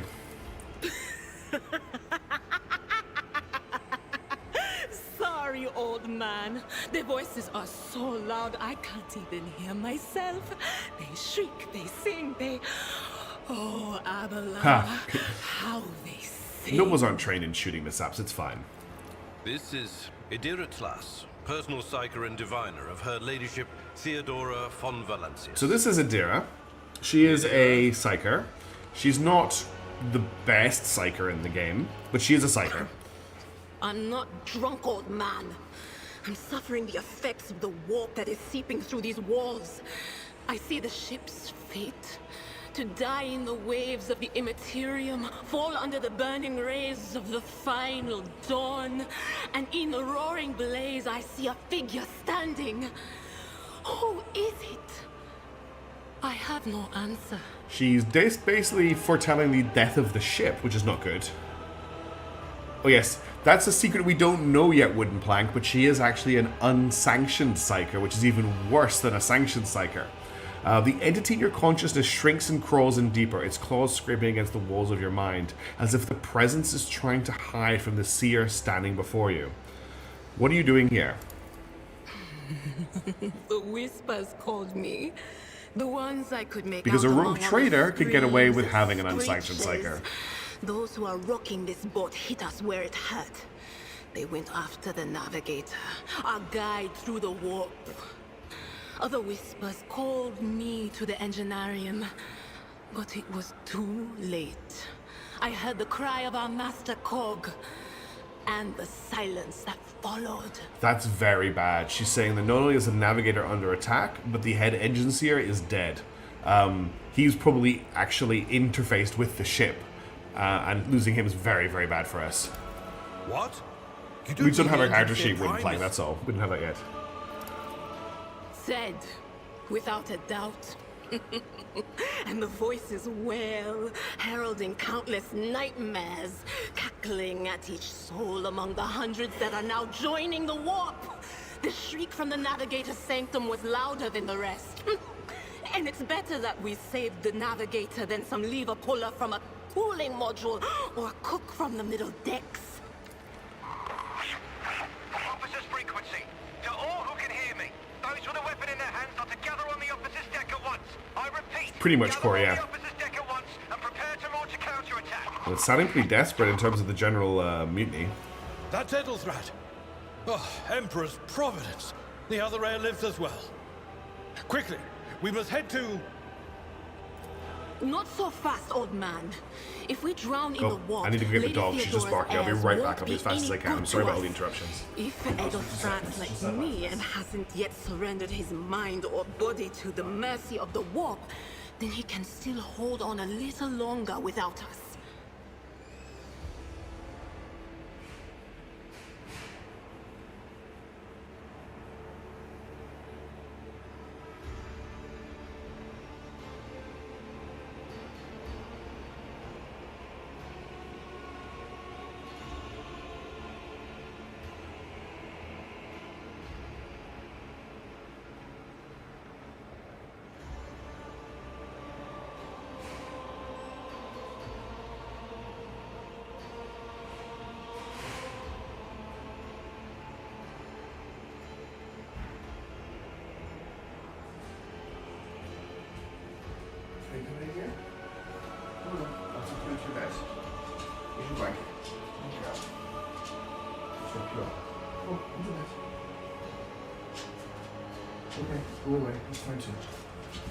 Alright, let's finish this. Alright, Sobercall, thanks for tuning in. Sorry about the interruptions at this point. Blast it. You're right. First, we need to deal with what is happening here. Okay, we must see the navigator as well. Oh no. No. Nothing is well about I don't know if you. you've noticed, but the Can't you walls are feel actually the bleeding chill right now. crawling on your skin? The eyes watching you? The warp ice has already encased the bulkheads. What follows is calamity. But we're not just going to stand here and take it, are we? The state of things in here suggests there's a navigator around. Maybe one who's crippled or at death's door, but still kicking. And since our skin hasn't peeled off our faces just yet, his third eye must be closed. At worst, it's a little roughed up.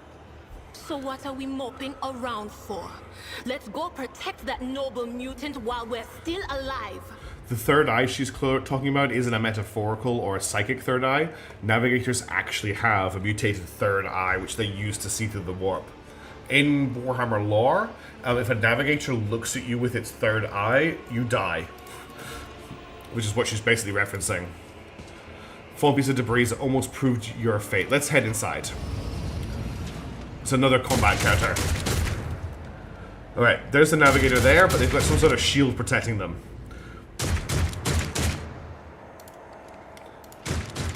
Oh yeah, so we can actually check Idra's character sheet. How do I open that up? And she is here. It does tell us somewhere here that she is an unsanctioned psyker. I'm not sure exactly where that is. Biography. Somewhere in here it does tell you that she is an unsanctioned psyker. So we do now know that she's an unsanctioned psyker. Okay, combat time. So I'm going to put myself in cover here. I'm going to put Idra in cover here. I'm going to put Abelard probably over here to take out these guys to start. I'm going to set him straight on this guy. Hey, Bango. Grim Dork. Normal 40k wall behavior. Alright, let's start the battle. Let's get to it. So he used Psychic Shriek on Abelard, which did do quite a lot of damage. That guy did some damage. This guy's got an axe, so now we're going to have to fight him off. Good work there. You can use a hologram to gauge effect. Yeah, you can. It's like XCOM. You can like move and then see an attack. What we're going to do is we're going to you serve me on Abelard. You get used to us doing this. We're going to do a lot. Then we're going to tell them voice of command. Then we're going to open up at these two with our burst fire pistol. And we got one kill, which I'm pretty happy with. So Idiria is an operative. And operatives are a little bit weird. But basically what they do is they analyze enemies, which builds up exploits. And they can use those exploits to reduce an enemy's dodge, parry, and armor. She could also do psychic powers. So she has this ability here called Forewarning, which increases dodge and parry of a target by 10%. She can Psychic Screech, which does 7 to 16 damage. She can analyze enemies, which builds up exploits. And she can also do Lightning Arc, which hits up to 4 targets with 12 damage. What I'm going to do is I'm going to get her to Forewarning on Abelard to give him a bonus to his dodge. And then I'm going to... Now, I would like to Warp Lightning this guy, but it's going to hit Abelard if I do that. So what I'm going to do instead is I'm going to Psychic Screech this guy. But I'm also going to exploit the Psyker. So now I've analyzed him. So he now has a stack of exploit on him, which means if she deals damage to him, then she'll do extra damage. If the operative hits a target with an exploit stack, the attack deals extra damage. So we're going to build that up a little bit. It's a little bit, yeah, Abelard. I keep saying the wrong thing. I just in my head he's Abelard, and then we're just going to Psychic Screech at this guy, and he dies.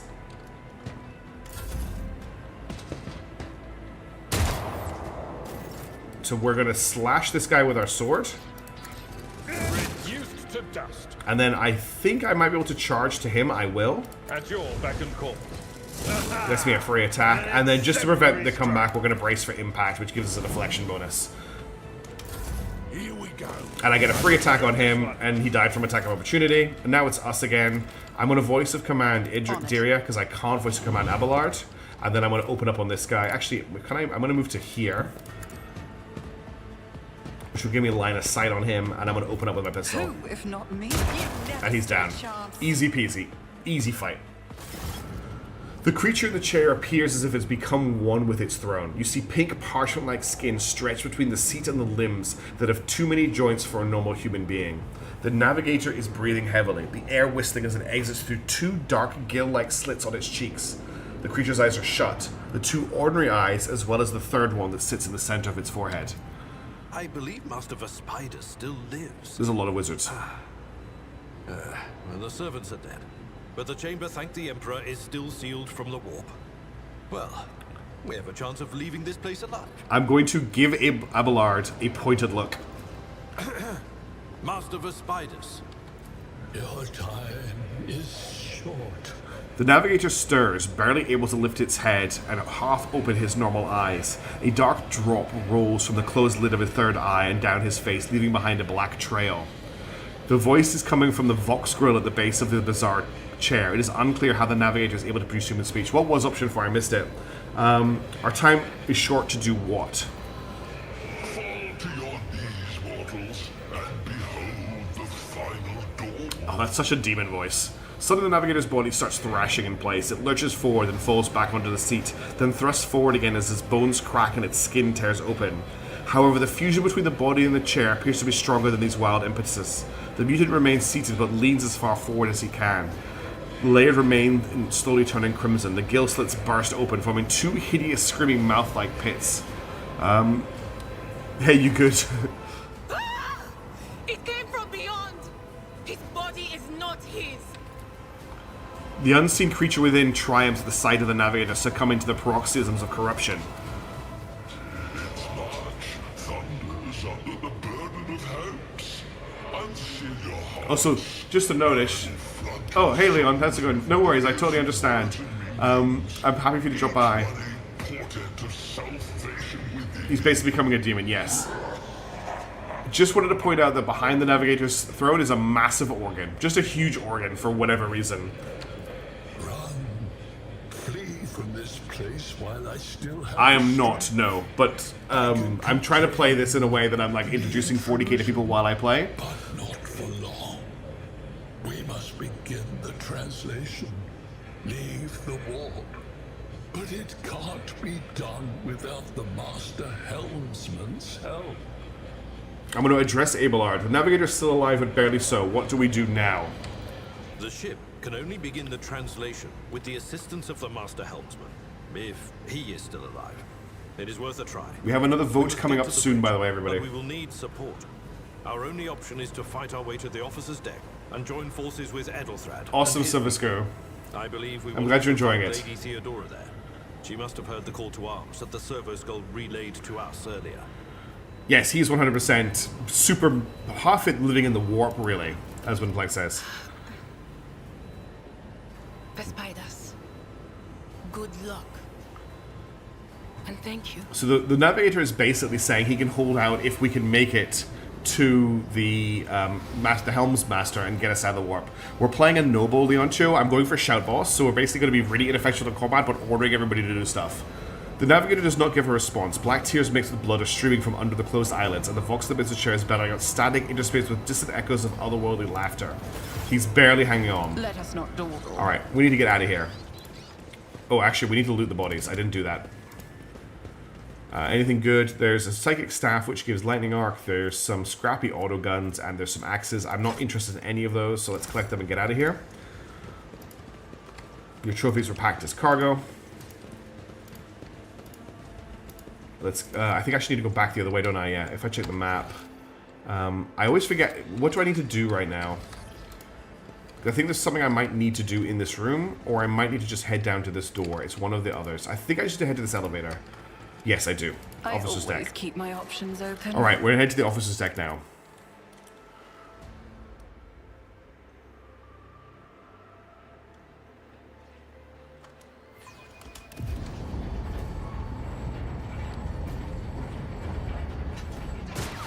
Abelard will always be able to melee. Yes, actually giving him an autogun would probably be a good idea. Or giving him the las pistol we picked up earlier is also probably a good idea. Oh, here, are you ready, Mishaps? I think you'll like this character. Ship's as good as ours. It's all over for you.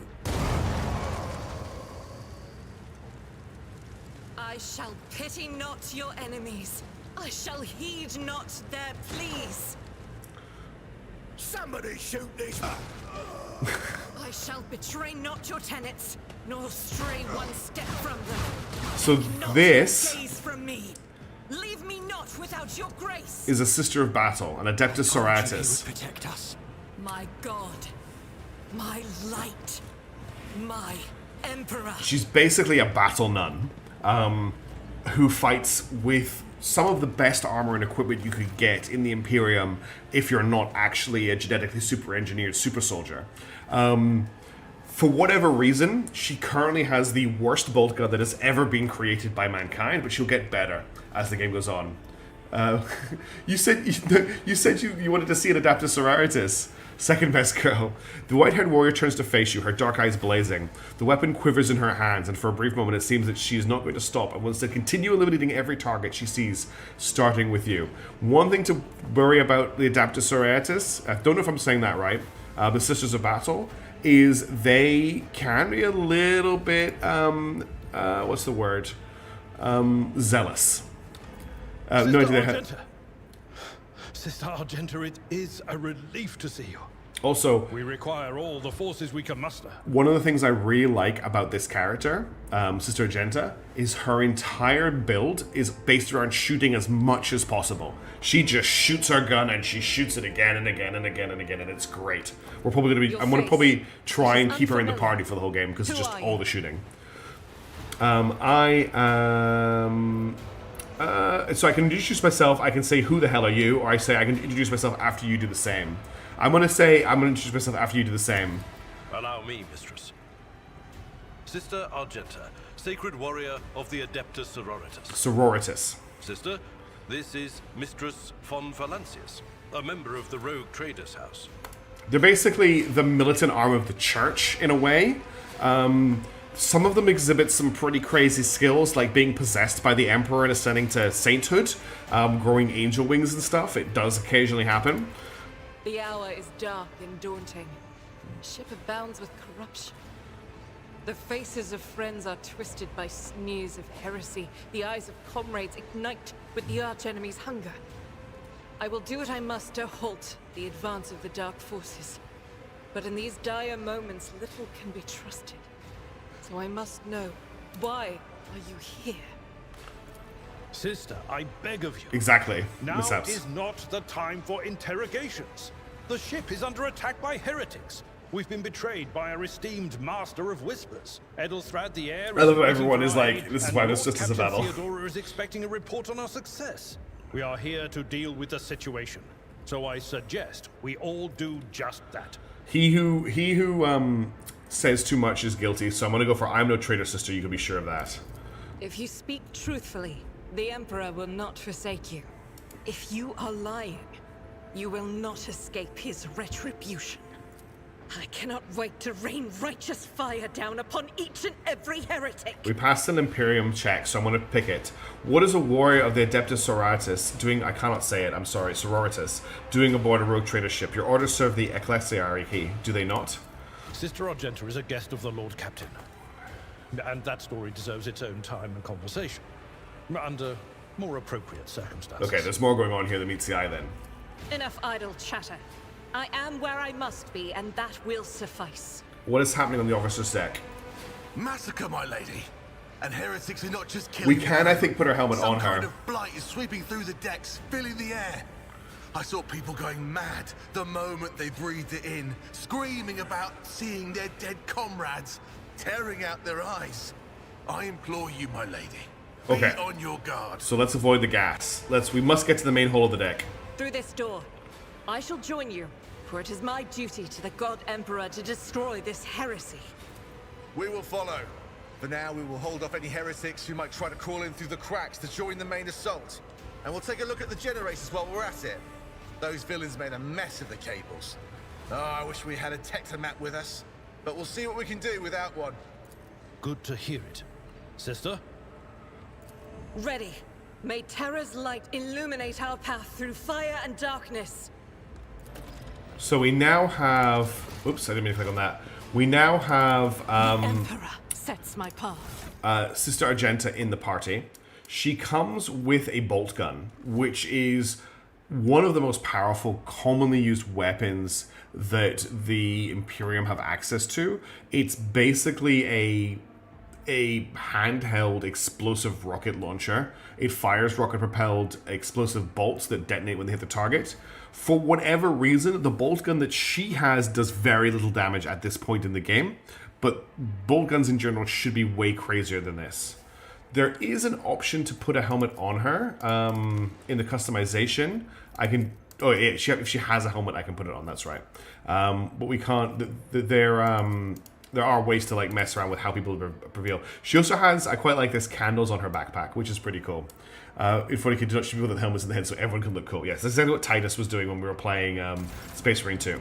So she is a she's a warrior, I believe. Her class basically is all about shooting her gun. We'll explain it more as we're playing. There's some stuff we can nick here. There's a bolt pistol here. There's a stub pistol. I'm gonna grab that. This is what we call cargo. This is just stuff you need. So this is provisions cargo, this is fuel cargo, and this is provisions cargo. Void Sweat Ale. What we are going to do is we're going to just quickly jump into the inventory, and I'm going to quickly equip Abelard with a pistol, just so he has an offhand option if something goes wrong. There is, I think, a cache of secret items in this area. Oh, I picked the wrong option. So we're now in this room. And we're now in a fight. Okay. The enemy haven't noticed us yet, but it's going to trigger pretty much as soon as we move forward. To face judgment. Okay. We are truly blessed this day. So I'm going to put Argenta here. I'm going to put Abelard here. I'm going to put Idiria here, and I'm going to put me... I can't put me here. Let's put Idiria here and me here. Alright. There's different levels of bolt gun. Yeah. Human and Space Marine. That's right. There's a good point. The human bolt guns are not as powerful as the Space Marine bolt guns. Alright, let's start the battle. So Idra's going to go first. What I'm going to do is I'm going to get her to put forewarning on Abelard. And then I'm going to get her to Psychic Lightning this guy over here. Anything else? She killed 2 guys and almost melted that guy, which is a pretty nice start. And then I'm going to get her to analyze this guy back here. Of course. Okay, that's her turnover. Now next up is Argenta. And basically what Argenta does is every time she fires a burst weapon, she gets this ability. The Zeal is a specific thing for her, but she gets this thing that's basically like keep shooting your gun really fast. And basically the more she shoots her gun really fast... Oh, you okay, puppy?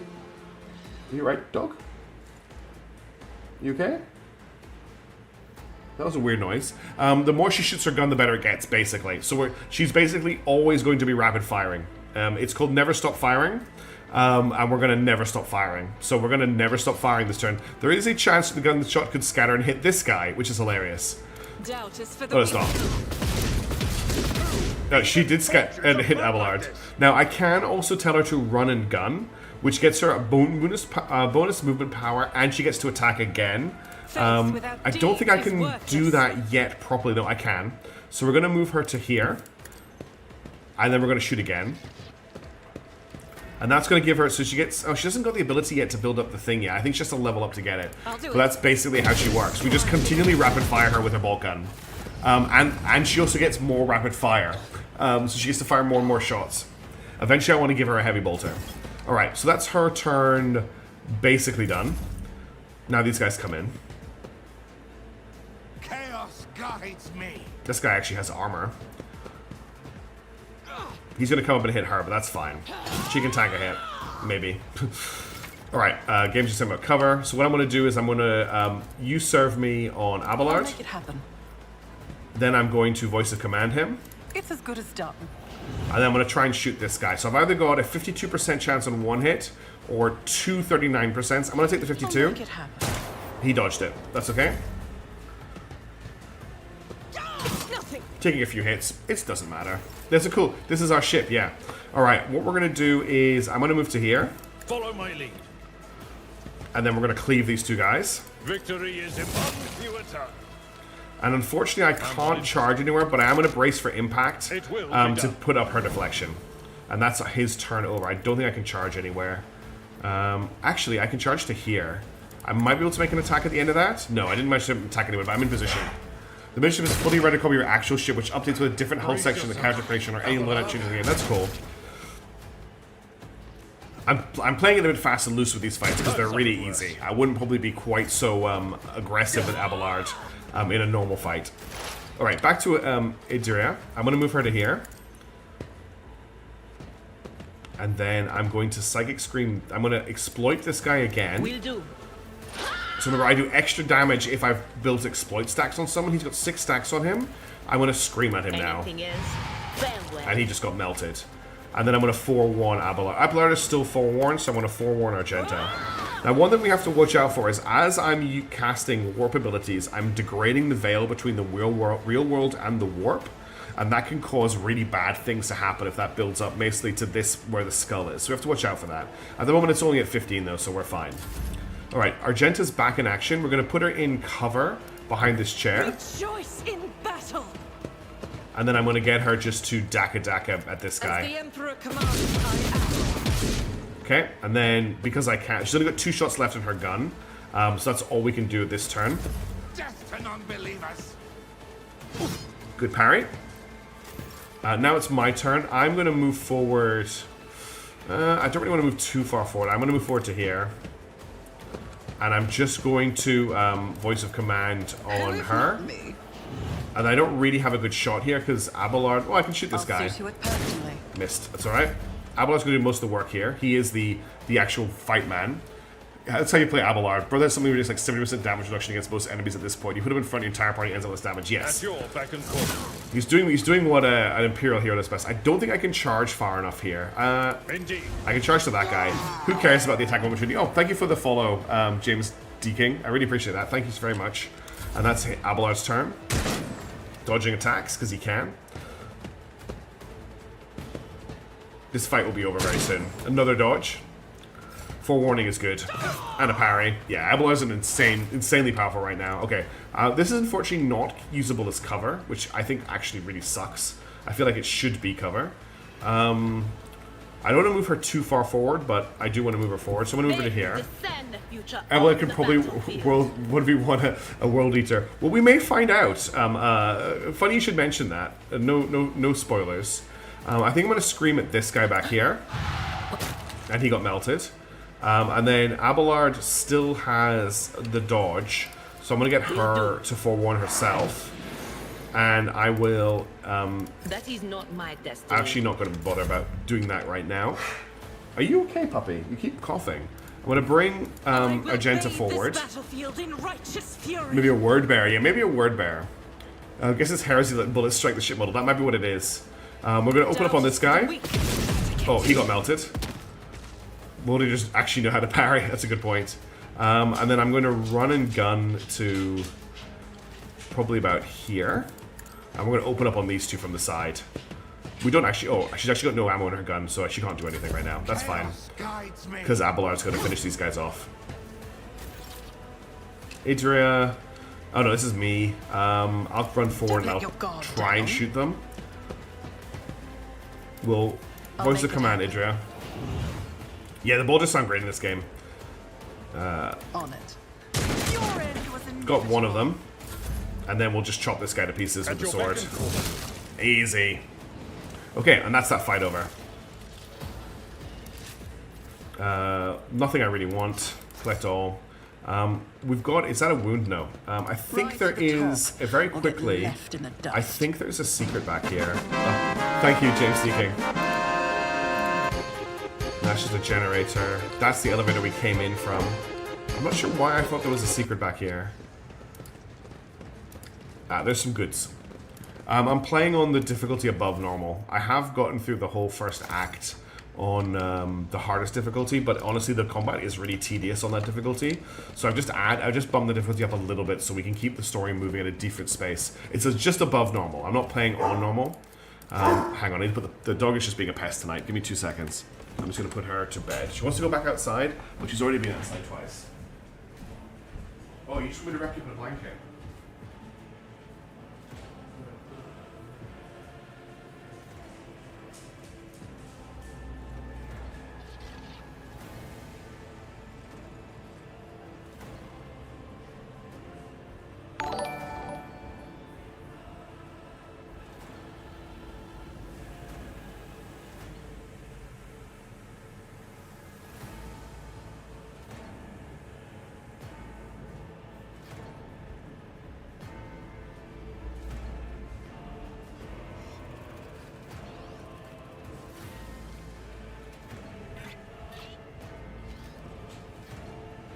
Should be her. Sorry, she's looking for some water.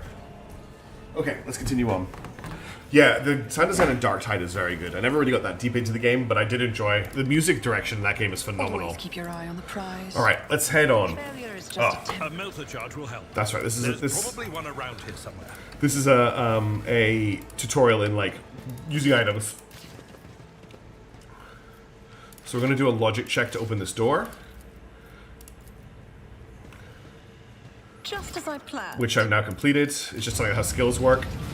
And then if we go in here, there is some goods. And this is just stuff for cargo. There's also more goods in here. And in here there are some operator's gloves and a melter charge.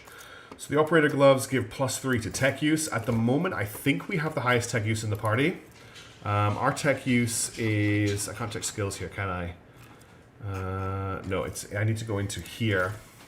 So our tech use is 35, 30, 30, 30, 30. Yeah, we're all Philistines. No one in the party knows how to use technology.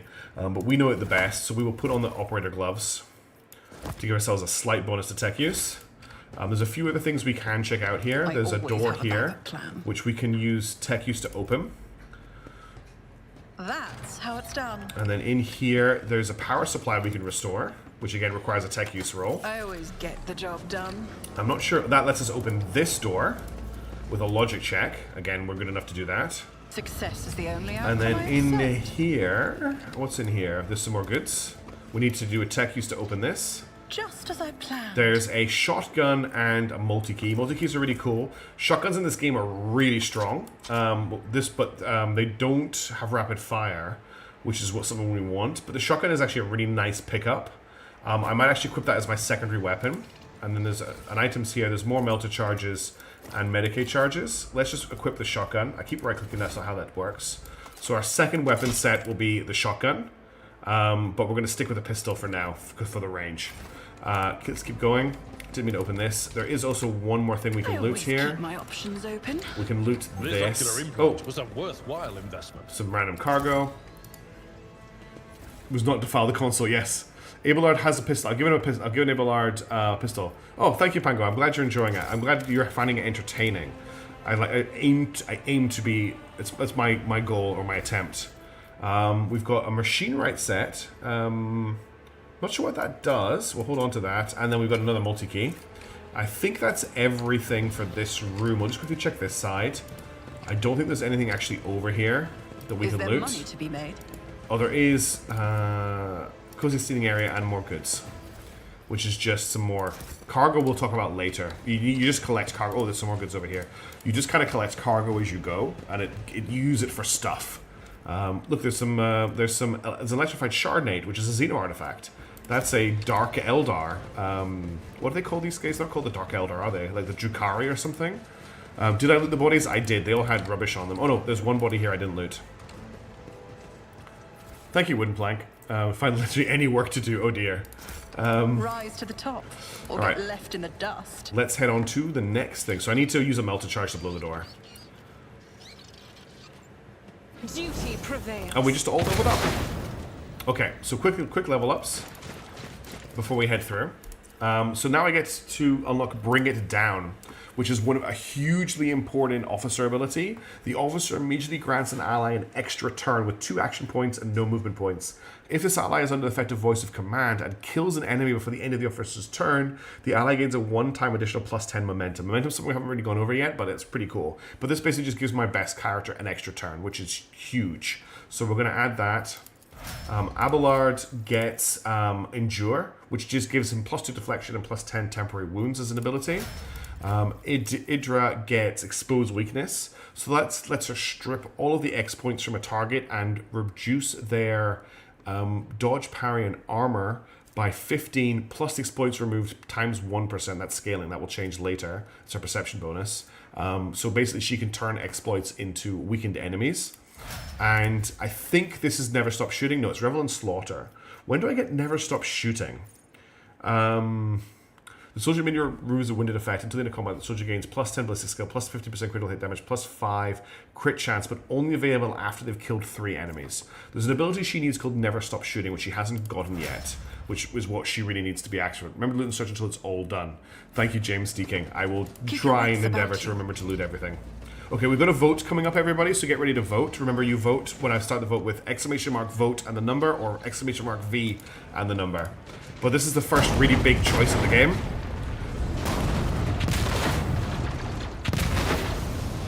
Oh no. There's fire and a burning effigy of the rogue traders here. The roar of flames rings in your ears and the choking smoke makes you cough and gasp for air. You instinctively recoil from the scorching heat, wiping your face. A moment later, a hazy silhouette forms in the raging wall of fire. You are surrounded by ear-splitting noise and screaming, yet you distinctly hear the sound of footsteps. And then you see the figure walk out of the fire towards you. It is Theodora von Valencius. Are you lost, my heir? An apparition. A sorceress. Apparition. Trickery of the warp. Sister, you will lower your weapon. Threatening the Lord Captain is outrageous. I'm gonna say this is impossible. I doubt you are aware of the limits of what is possible. For your worldview is but an iota of what a rogue trader knows and sees. But I can tell that you would like me to share that knowledge with you. That power over reality. I can lead you out of these flames, show you a path, rid you of pain, and give you a weapon so that you may defeat your enemies. Decide. Wow, she's gonna get rid of our pain, lead us through the fire, and give us a weapon? What a great deal. Your mouth begins to salivate. Each word Theodora speaks is like music to your ears. The entity that now dwells in the deepest recesses of your mind is pleading, begging, demanding that you give her an immediate answer. And that answer can be nothing other than acceptance. Do not listen to this abomination. If there is naught but his light in your heart, if you are resolute in your faith, then step into the flames. The Emperor protects. His faithful will not be deterred by either darkness or deceitful promises. Nor will the fire burn those who carry the torch of faith in their soul. To the void with you.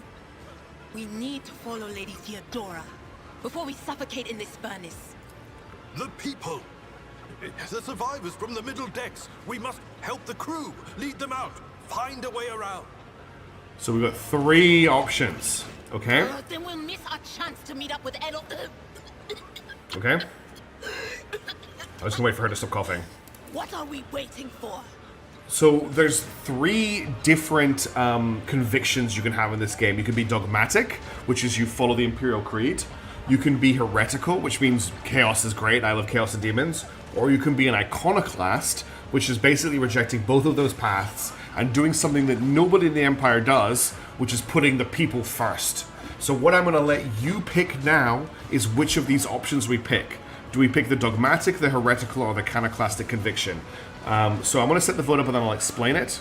So it's going to be vote 1 for dogmatic, vote 2 for heretical, vote 3 for iconoclast. Start vote 3-1. So we're only going to run for 1 minute. Okay? So the dogmatic is to walk through the fire. The Emperor will guide the righteous on their path. The heretical, take my pain away and give me power. And the iconoclast, get the people off the bridge. I will not leave my people in harm's way. The vote has not started. I'm so sorry, I put the wrong command in. It's vote start, not start vote. Please vote again once I post this. I'm so sorry. Oh, I've done it wrong again because I put an exclamation mark in. I'm an idiot. I might have actually just bugged it out. There we go. The vote has now properly started. I'm so sorry. I did the wrong thing. Okay, we've got a good spread of votes so far. Looks like it's tight between Dogmatic and Iconoclast. Dogmatic is now winning, though. Oh no, Iconoclast will be catching up. We've got, what, 7 votes currently for option 1, 5 votes for option 3, 1 vote for option 2. There's only 1 heretic out there. Who is the heretic? Iconoclast is catching up on Dogmatic. You cast the wrong vote. Oh no, what were you trying to cast, Sylv? What's another vote for Heresy? Who was that from? That was from T-Ram, of course it was. James Deaking's also voting for Heresy. So Heresy's catching up. We've got 30 seconds left. If you want to get your vote in, get it in fast. At the moment, Dogmatic is going to win with 7 votes to 6 to 3. It's a very tight vote. Embrace Heresy. We've got a few more seconds left in this vote, but it looks like we're going for Dogmatic. They're not noble, they're not your people. Voting has closed. Option 1 has won with 7 votes, but Iconoclast is very close behind with 6. So we're going to walk through the fire. The Emperor will guide the righteous on their path. Oh, I'm sorry if I didn't count mishaps. We just got 15 points for Dogmatic. This is not the only time we'll get to choose this, everybody. So don't worry if your choice didn't get picked. We'll pick up more points as this. I'll let you vote on these every time they come up, so you don't have to worry. You take a step forward and the illusion breaks. A wave of excruciating pain crashes over you, and Theodora's voice fades into the firestorm. You hear the voices of your companions calling you from the behind, and the screams of the weak dying in the inescapable blaze. What is wrong with you tonight, puppy? She's being really awkward tonight. The warp entity vanishes, and we push through the fire. Oh no, the crew will die. The blinding inferno, the horring pyre, the all-consuming storm release you as you step out, barely able to stay on your feet. Thank you, Idir Belade. I really appreciate it. I'll get you some more Xenonauts this weekend, don't worry. Your eyes, caked in soot and burnt eyelashes, refuse to open. Free from the flames, you take 2 more steps before collapsing on your knees. The rush of blood in your temples and the horrible pain over your scorched body cloud your mind, before suddenly retreating, as if driven away by some mighty will. A new strength spreads through your veins, and despite your wounds, your body is once more ready for trials and struggle. You open your eyes and see, aglow with warm light before you, the Aquila, the sacred sigil of the emblem. This is the Aquila here, the double-headed eagle that we're kneeling on. In the next moment, you are struck with another realization. The repulsive presence, the one that has plagued your mind since Voidgear wounded you, is gone. The fire seems to have burned the entity away without a trace.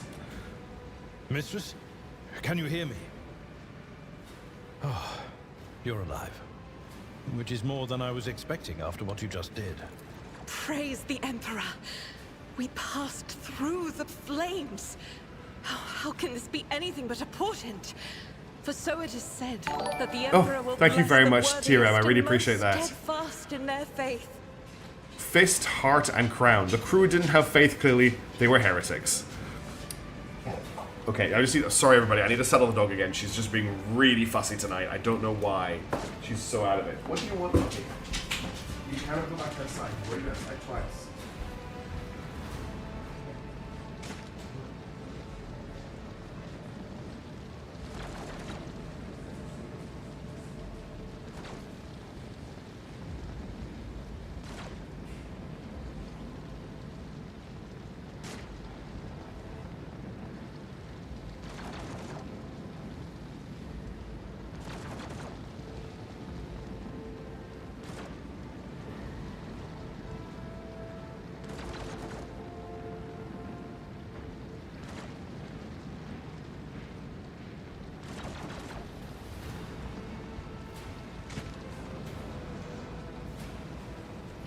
Okay, that was actually kind of adorable. She's getting a little bit old, and she's struggling to get into the chair she likes to sleep in. So I had to pick her up. Oh, Shin, thank you very much for the support. Have you spaced the Psyker yet? No, I haven't. Thank you so much for the support, both T-Rem and Shinmail. I really, really appreciate it. Thank you. You're very, very kind. You're both all. Everyone's amazing, but you're extra amazing. Thank you. I was watching the most recent Terra Victor on YouTube, so have been cut to the next one. Cool. Let's continue on. So yeah, sorry, I had to help her into her chair. That's what she was asking for. Behind Argenta, you can see Idrit's last doubled over in a fit of nausea. I did play Mechanicus. There's a whole playthrough in my...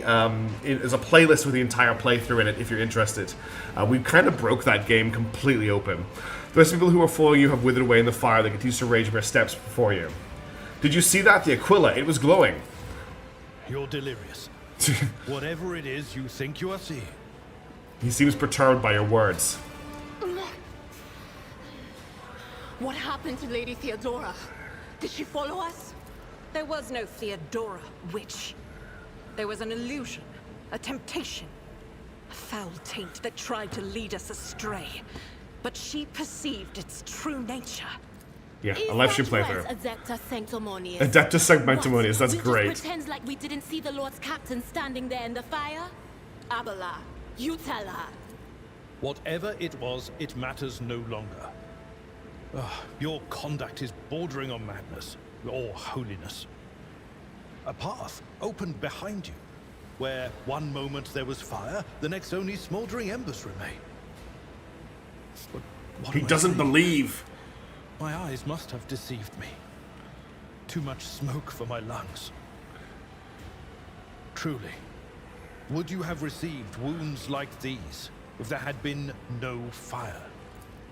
The wounds are merely a sign of a trial laudably passed. It is something to be proud of, the same as decorations or badges of honor.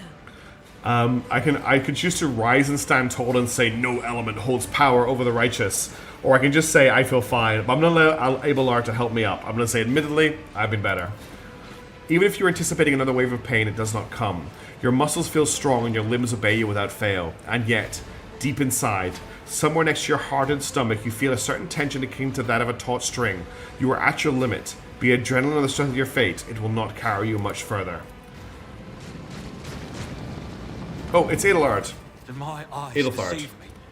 I could swear that I just witnessed you step out of a pillar of fire with the rest following in your wake. Oh, I have to choose option 3. I loathe being late for an engagement. Nothing good ever comes of such rashness.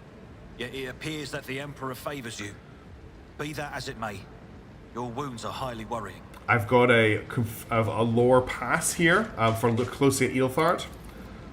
Edelthard does not seem to have changed since you first met, but only at first glance. His face has taken on a strange hue. The skin in his temple appears scaled, and his voice has an uncanny screeching quality. These are not traces of fatigue and stress. The Psyker's body has begun to mutate, a consequence of contact with the warp. You're not in the best shape yourself, Edelthard. Notice the signs of my blessing, have you? Yes. The warp is taking its toll. Oh, also Winterwolf. But I'm still sane. Orcs are so much fun in classic, in fantasy. For the Von Valancius bloodline to the end. And if the price is the eternal curse of mutation, so be it. My faith will keep me upright with a weapon in my hand. That is all that matters. Pray, forgive my insistence. I shall not be the one to doubt the faith of she who has passed the trial by fire. I have gathered everyone who answered the Vox call and was able to hold a weapon. Yet I do not see the Lord Captain or her arch-militant in our midst. We are still receiving messages in her voice, but she is not responding to direct requests. Where is the Lord Captain? I last saw Lady Theodora Oh, on the sweet observation platform. When did you and she part ways? It was at this very elevator, Master Edelthrad. The Lord Captain, accompanied by the Arch-Militant, headed to her chambers to retrieve an item of particular import.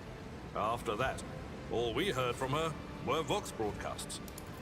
This is troubling, and the timing is inopportune. I am still receiving fragmentary reports from the bridge. Kunrad Voigtveer was spotted there, and even what scant intelligence on his activities I have reminds me of descriptions of sorcerous rituals. If that traitor He has is a good guy. resorted to witchcraft, we must stop him at once.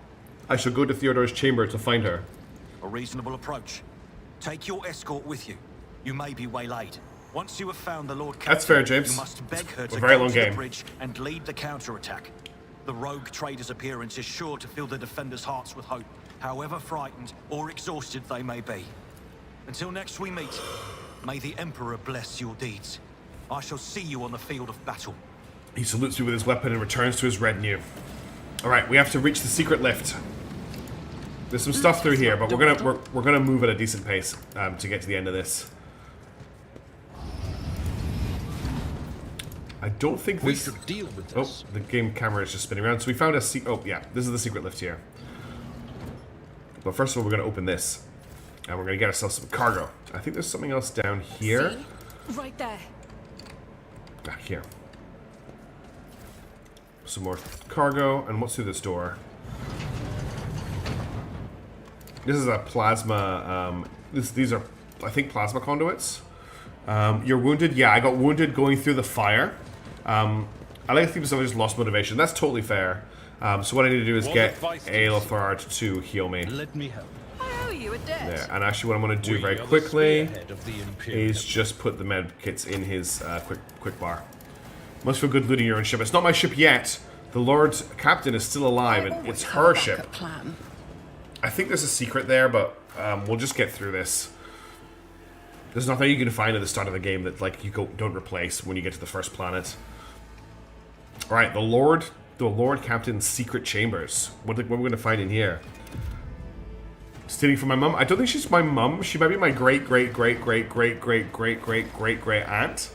Do you think you'll ever get Owlcat's other games? I definitely want to play the new Expanse game they've got coming out, and I'm kind of interested in Dark Heresy as well. But obviously, oh no, Mort is dead. Theodora is dead. She's been murder killed.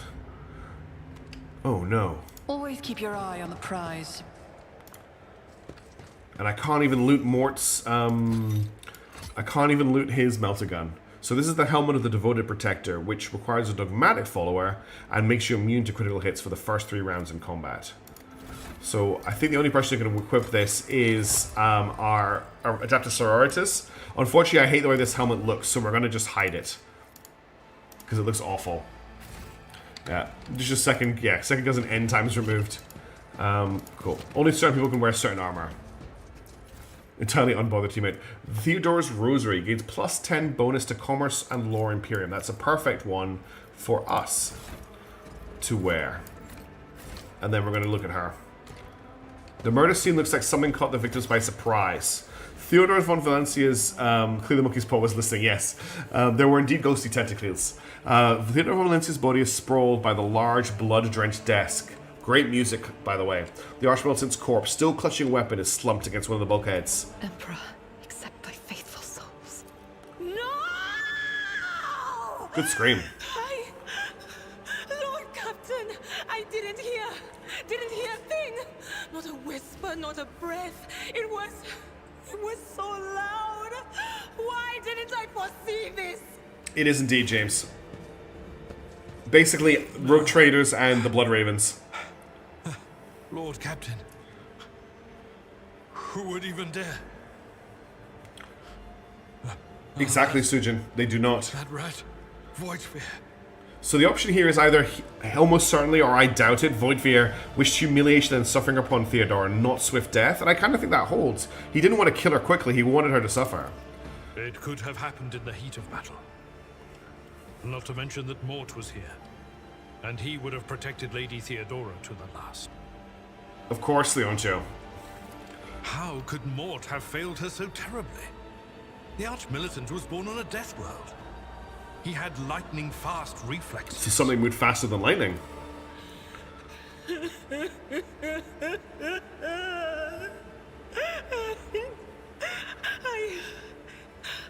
I can look at things in my own way. If you find something that might bear the imprint of the killer, just give it to me, and I'll try to that spoilers, mishap. Spoilers. That's not for quite a while. And it's a pretty big moment when it shows up. It's not the boss of this section. You lean close to the body. The cause of death is apparent. The rogue trader's life was ended by an auto pistol shot. An extraordinarily accurate one at that. Theodora's face bears an expression of surprise, the last explosion she experienced in life.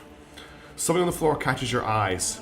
Remind yourself that overconfidence is a slow and insidious killer. Oh, you only guess. Okay, I thought you actually looked it up. Then I'm the one spoiling stuff. Something on the floor catches your eye. A heap of blood-spattered parchments and scrolls that must have fallen off the desk. As you lean down for a closer look, you notice something else. Small shards of glass scattered on the floor.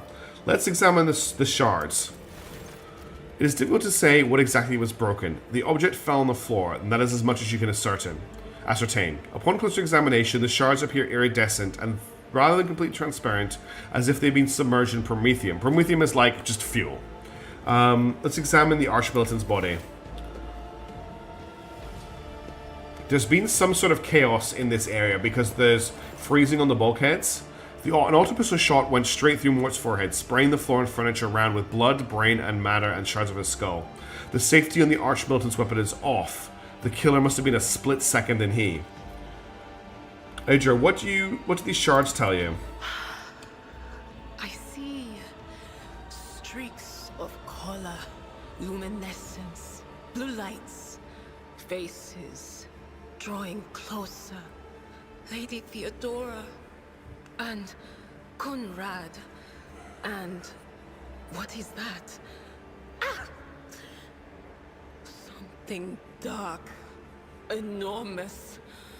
Oh, this glass thing was something foul, that's for sure. Tainted witchcraft. Well, what's in the papers? Reports, accounts, and dispatches. You go over the scrolls until you stumble upon a document that is starkly different from the rest. It is a handwritten letter with the initials XC and a seal with a symbol that is vaguely familiar to you. Lord Test Imperium passed, and sends a shiver down your spine. The author of this letter, addressed to Theodora von Valencia, signed it with the seal of one of the holy orders of the Emperor's Inquisition, the secret police of the Imperium that relentlessly hunt heretics, xenos, and other enemies of humanity. Idra, would you try touching Theodora? You might be able to see the killer through her eyes. It doesn't work like that. I can try to read the memories of objects, but dead bodies are a different story. Something like that would require her soul. And after what we saw on the officer's deck, I won't risk searching for it in a warp. That's fair. Yes, the crucible of battle. calls to me once more.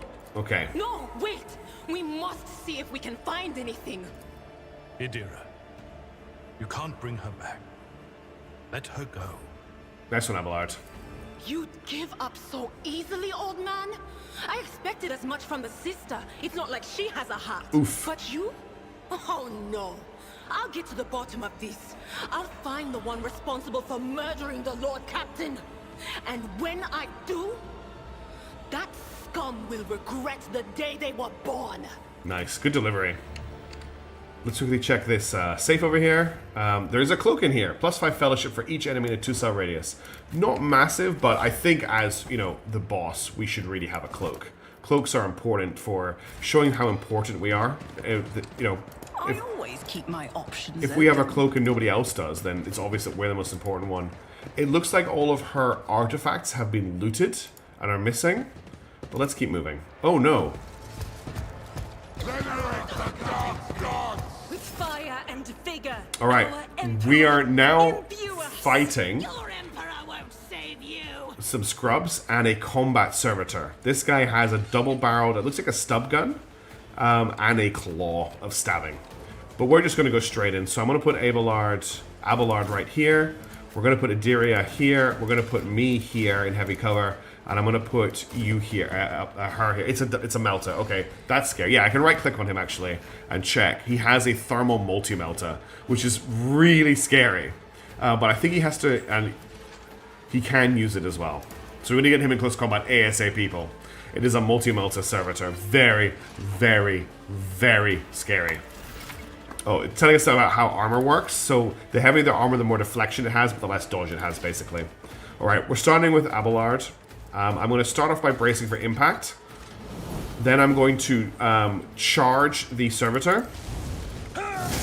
Then we're going to cleave. Unfortunately, I can't cleave everyone around, but I'm actually just going to strike this guy next to it. And then I'm going to endure, because he's probably going to take some damage here. And that's the end of his turn. Then we've got me. So I'm going to say you serve me to Argenta. If not me. No worries, James. Then we're going to voice of command her to give her a massive boost to her stats. And then I'm going to do a bring it down on her, which gives her a free turn right now. With that free turn, we're just going to open up on all the enemies. As the Emperor can escape the Emperor's judgment. 2 hits, not bad. And that's going to be her turn for now. But now it goes back to me. I'm going to shoot a shot at this guy. And miss. And then, this is just sort of how you... Now it's back to Argenta. We're going to open up again. That's not bad. I'm going to get her to run and gun, which lets her shoot again, but at a ballistic penalty.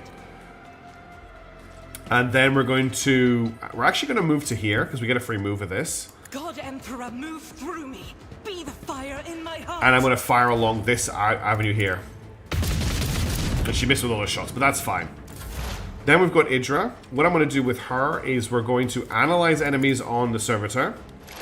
Then I'm going to exploit weakness on it. Of course. That lowers its defense and armor. And then I'm going to warp lightning these two guys to take them out of the fight. Now, unfortunately, hit Abelard, but it's fine.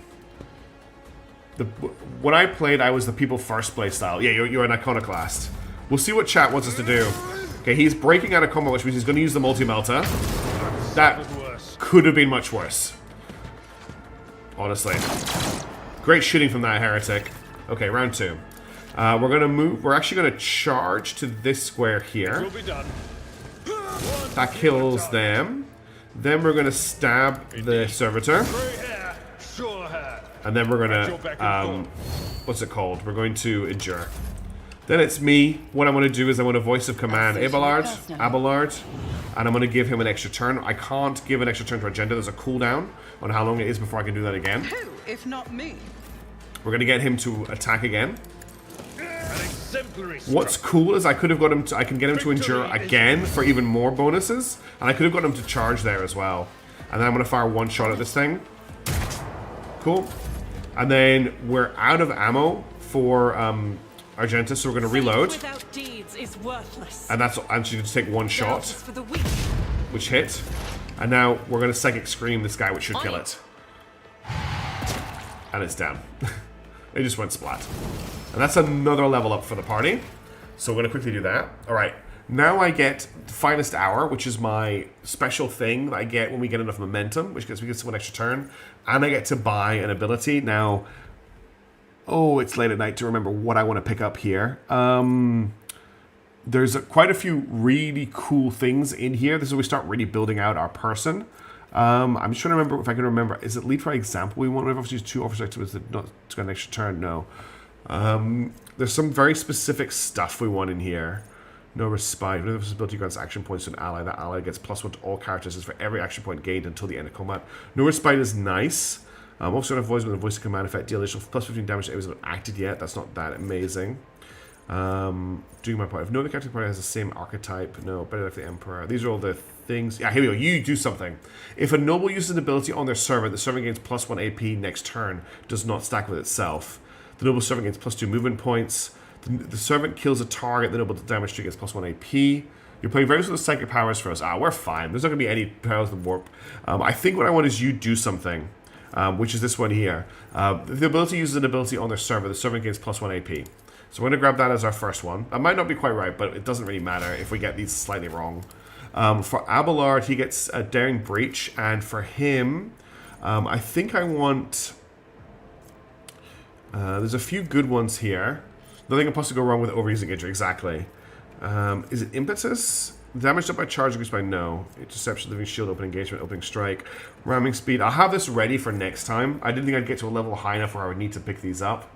Do my part. No character. No, I think what I want for him is it's either Thick Skin, +1 damage deflection. Their parry chance increased by 25% of the warrior's total armor. That's really good. Contempt. Whenever an enemy attacks the warrior's next ability attack against the enemy does +5 damage. Does not stack. The warrior's melee attack deals additional 3 damage to enemies that have no allies in adjacent cells. That's very useful. The warrior's critical damage increased by 8% when enemies not armed with a melee weapon. If a warrior loses 50, I think I'm going to grab Desolation for extra damage. It's not a huge amount, but it's nice at the start of the game. Again, I probably got these wrong, but we can re-roll these characters. We need to pick up something new for Idra. Instant exposure. There's one that gives us automatic exposure on enemies. Is it Combat Insight? No. Idra's a named character. Your Funeral. Comprehensive Analysis. If the target analysis troop us play the game, additional point continue. At the start of there you go. At the start of the operative's turn, the enemy with the largest number of exploits receives an additional exploit stack. If 2 enemies are tied, one of those enemies is chosen at random. So this is free exploits every turn. We want that. I wish I had a search bar as well. And then the one for her is very, very easy. I'm looking for an ability called Never Stop Shooting. I think it's in her class area. Does she not have access to Never Stop Shooting yet? It's maybe not called Never Stop Shooting. It builds up something called Never Stop Shooting. Camaraderie. No. Rack and Ruin. No. Rapid Reload is good. Unpredictable. Alacrity. Combat Medicaid Demolition. Enough bullets for everyone. No. Nope, that's not it. Fortress Integrity. Muzzle Velocity. Point Blank. Second Skin. Swift Slaughter. Revel in Slaughter can be used after 2 kills. No. Tenderize. Trajectory. Where do we get Never Stop Shooting for her? I must have to look this up for next time. I can't remember where we get it. I heard someone's described it as a D&D source with wild magic, but it's always negative. Unfaltering Fire. Where's that? Rapid Fire no longer reaches damage. No, it's... There's a specific skill that gives her this buff that you want to use all the time. What we're probably going to take right now is Rapid Reload, because it's good anyway. Never Stop Shooting is a prestige class perk. Okay. I'm going to grab Rapid Reload, though, which just makes her first reload free. And all reloads cost 2 less, because she's going to be reloading a lot in the campaign anyway. Okay. That done. Let's quickly loot the bodies. I thought she had never... I was certain she could take it. The wearer gets +5 toughness if their intelligence is less than 35. And then some stuff I'm not interested in. What is your intelligence? 30. Brilliant. Welcome to +5 toughness. And I think that's everything that's here. Let's head onto the bridge for the last encounter of the prologue. And this is a pretty cool fight. Okay, so Fortress World Trade. Then I must be confusing what she has with something else. There's some ability you want with her that means she just keeps shooting forever and ever and ever. Oh dear, the bridge does not look good. It's okay, I'll research it for the next stream. Oh dear. We're doing sacrifices on the bridge. Second sacrifice draws its gaze.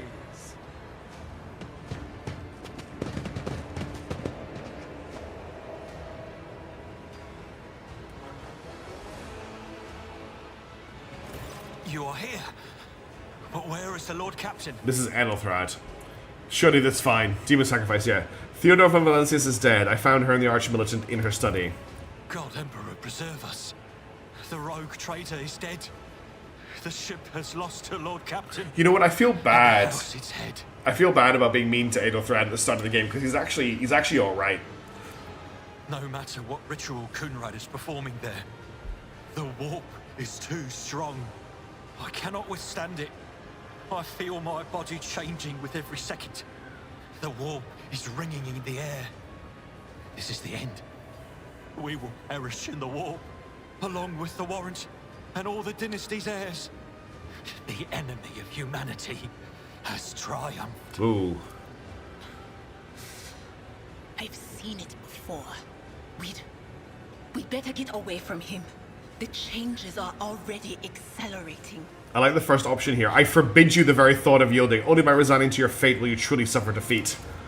Words worthy of a righteous soul. That's a great backstory. Save the lofty words for later, will you? The navigator's ready to take the ship out of the warp if he gets some help from the bridge. Then we have no right to bow our heads. I'm having fun roleplaying this character already. Oh, that's the second sacrifice. That does look like a very Zinchi symbol on the floor there. You can see Conrad Voiter clearly in the gloom of the bridge. The broken blade he is holding is stained with dark bloods that seem to have a pearlescent glimmer to them. We are out of time. So I've got three options. I can draw my weapon. Voitgar, you duplicitous cur. The rogue trader's death will be avenged. Or, to Aethelfrad, that complicates things. Because he, you see a wave ripple across the white of his eyes as they turn yellow. Or to the party, ready your weapons. If we are to die this day, let us die with honor. I'm going to pick that option. No. To die altogether is to allow the flame of the dynasty to perish in the dark. No. It will not be like this. Not today. The ritual will not be completed. I'll take care of it. And you, see to it that the void ship breaks free from the warp. Watch over our realm. Oh my god, what a hero. And farewell. F's in the chat for Aethelfrad, who's going to sacrifice himself. Traitor! A time will come when you will bleed for her ladyship Theodora's murder. It was. Remember my words, for they are the vow of he who marches toward his death. What? Theodora is dead? No, that can't be. Not now. I still haven't. So, confirmed, Voitgar did not kill Theodora and did not know that she was dead. There's someone else on the ship with their own agenda, even during this mutiny. Let's go, Aethelfrad. Ritual won't be finished, heretic!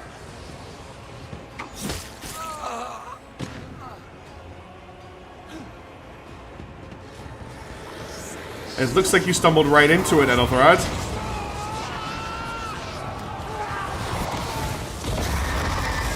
Oh dear. Oh dear. That is a chaos spawn. Chaos spawns are not good. Really not good. This thing is scary. It has 140 wounds. It has toughness 50, strength 45, which is very high. It has natural armor, and it has these three abilities, which are really, really important. Toxic Spurt lets it shoot poison. It has Rending Scream, which makes a creature take a toughness test. If it fails, it bleeds out. And it has this ability called Devourer, which lets it eat an ally to restore 30% of its health. It's really important in this game that you check the active abilities and passive abilities of the enemies you're fighting, because if you don't know that it has Devourer, you could get caught out and it can wipe your party by eating people before you've killed it. It also has Botched Ritual, which means it has reduced dodge, parry, and crit, but increased armor. It also has Bestial Rage, which means that whenever you deal damage to it, like do a big hit, it gains +5 weapon skill and strength. So there's a lot going on. Oops, I didn't mean to move myself there. What I'm going to do is I'm going to put myself in cover here. I'm going to put Argenta. I'm trying to think of how. Yeah, I'm going to put Argenta in cover here. I'm going to put Abelard here because he's going to fight. I'm going to swap these two around. So I'm going to put you here and you here. Okay, let's start the battle. All right, James. Thanks so much for hanging about. Putting your hand in the beehive might hurt. Yeah, let's go. Start the battle. This is just telling me to check enemies. That's my warning. The only warning the game gives you that you really need to check your enemies here. Okay, what I'm going to do is I'm going to make Abelard my servant. I'm going to tell him that you serve me. Voice command. And then I'm going to give him a free turn. Make it happen. And I'm going to get him to charge to here. This square here. Oh, but you're not going to be able to make an attack if I do that. I'm actually going to get him to charge over here. Get rid of some of these other people. And then I'm going to get him to brace for impact. And then I'm going to shoot this guy over here. I need to take care of the little guys because they can give me. They're basically little health packs for the Chaos Spawn. So I want to take them out first. All right, we're going to open up on the guy in the back here with Argenta. That's not bad. I'm happy with that. I'm not going to do a run and gun this turn. Just a minor setback. We do have some allies, by the way. There are some crew members still alive who can help us out here. Okay, first things first, we're going to do a forewarning on Abelard. I'm going to exploit the Chaos Spawn. We need to build up quite a few exploits on it. And then I'm going to Chaos Scream. I can't actually hurt either of these. What about a Lightning Strike? That will kill one of them, but I can't see either of them, which is annoying. We're going to scream at... I don't want to scream at the Chaos Spawn. I guess I'm going to have to scream at the Chaos Spawn for 16 damage, which is something. It's going to attack Abelard, and that's the Rending Scream. That makes it... Everybody take a toughness test. That's 2 hits on Abelard for a ton of damage. The rest of my team are all bleeding now as well. So first thing I'm going to do is I'm going to Endure, which gets us some temporary hit points. Then I'm going to get him to brace for impact again. And then we're going to slice this thing up. And that's his whole turn, unfortunately. Okay, back to me. I'm going to voice Argenta. And I'm going to give her a free turn. And I don't think she can shoot these guys, so I'm just going to get her to open up on the Chaos Spawn. 2 hits is 2 hits. That's her done for now. Back to me. I'm going to shoot this guy here. Who, if not me? He missed, unfortunately. Now Argenta, she's currently bleeding out, unfortunately. But we're going to shoot at the Chaos Spawn again. Actually, I really want to shoot these guys. So I'm going to move her to here. Which puts her in...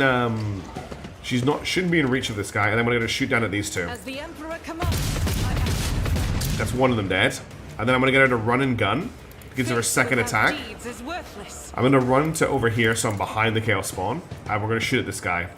As the Emperor commands, Oh, he's got 2 health left. Where am I at? I thought I had NPC allies, but maybe you only get the NPC allies on the hardest difficulty. I assumed I would have them here. I'm going to exploit the Chaos Spawn again. Anything else? That's up to 4. And then I think I can Psychic Scream this guy. No, I can't. I need to move Idra to get the Psychic Scream on him. I don't think I can actually hit him from there, can I? I can hit him from there. Okay, we're going to run forward and we're going to Psychic Scream this guy. Like I said, just need to get these guys out of the fight because they are health packs. Oh, we got High Momentum, which is great. I'm not going to use High Momentum on her.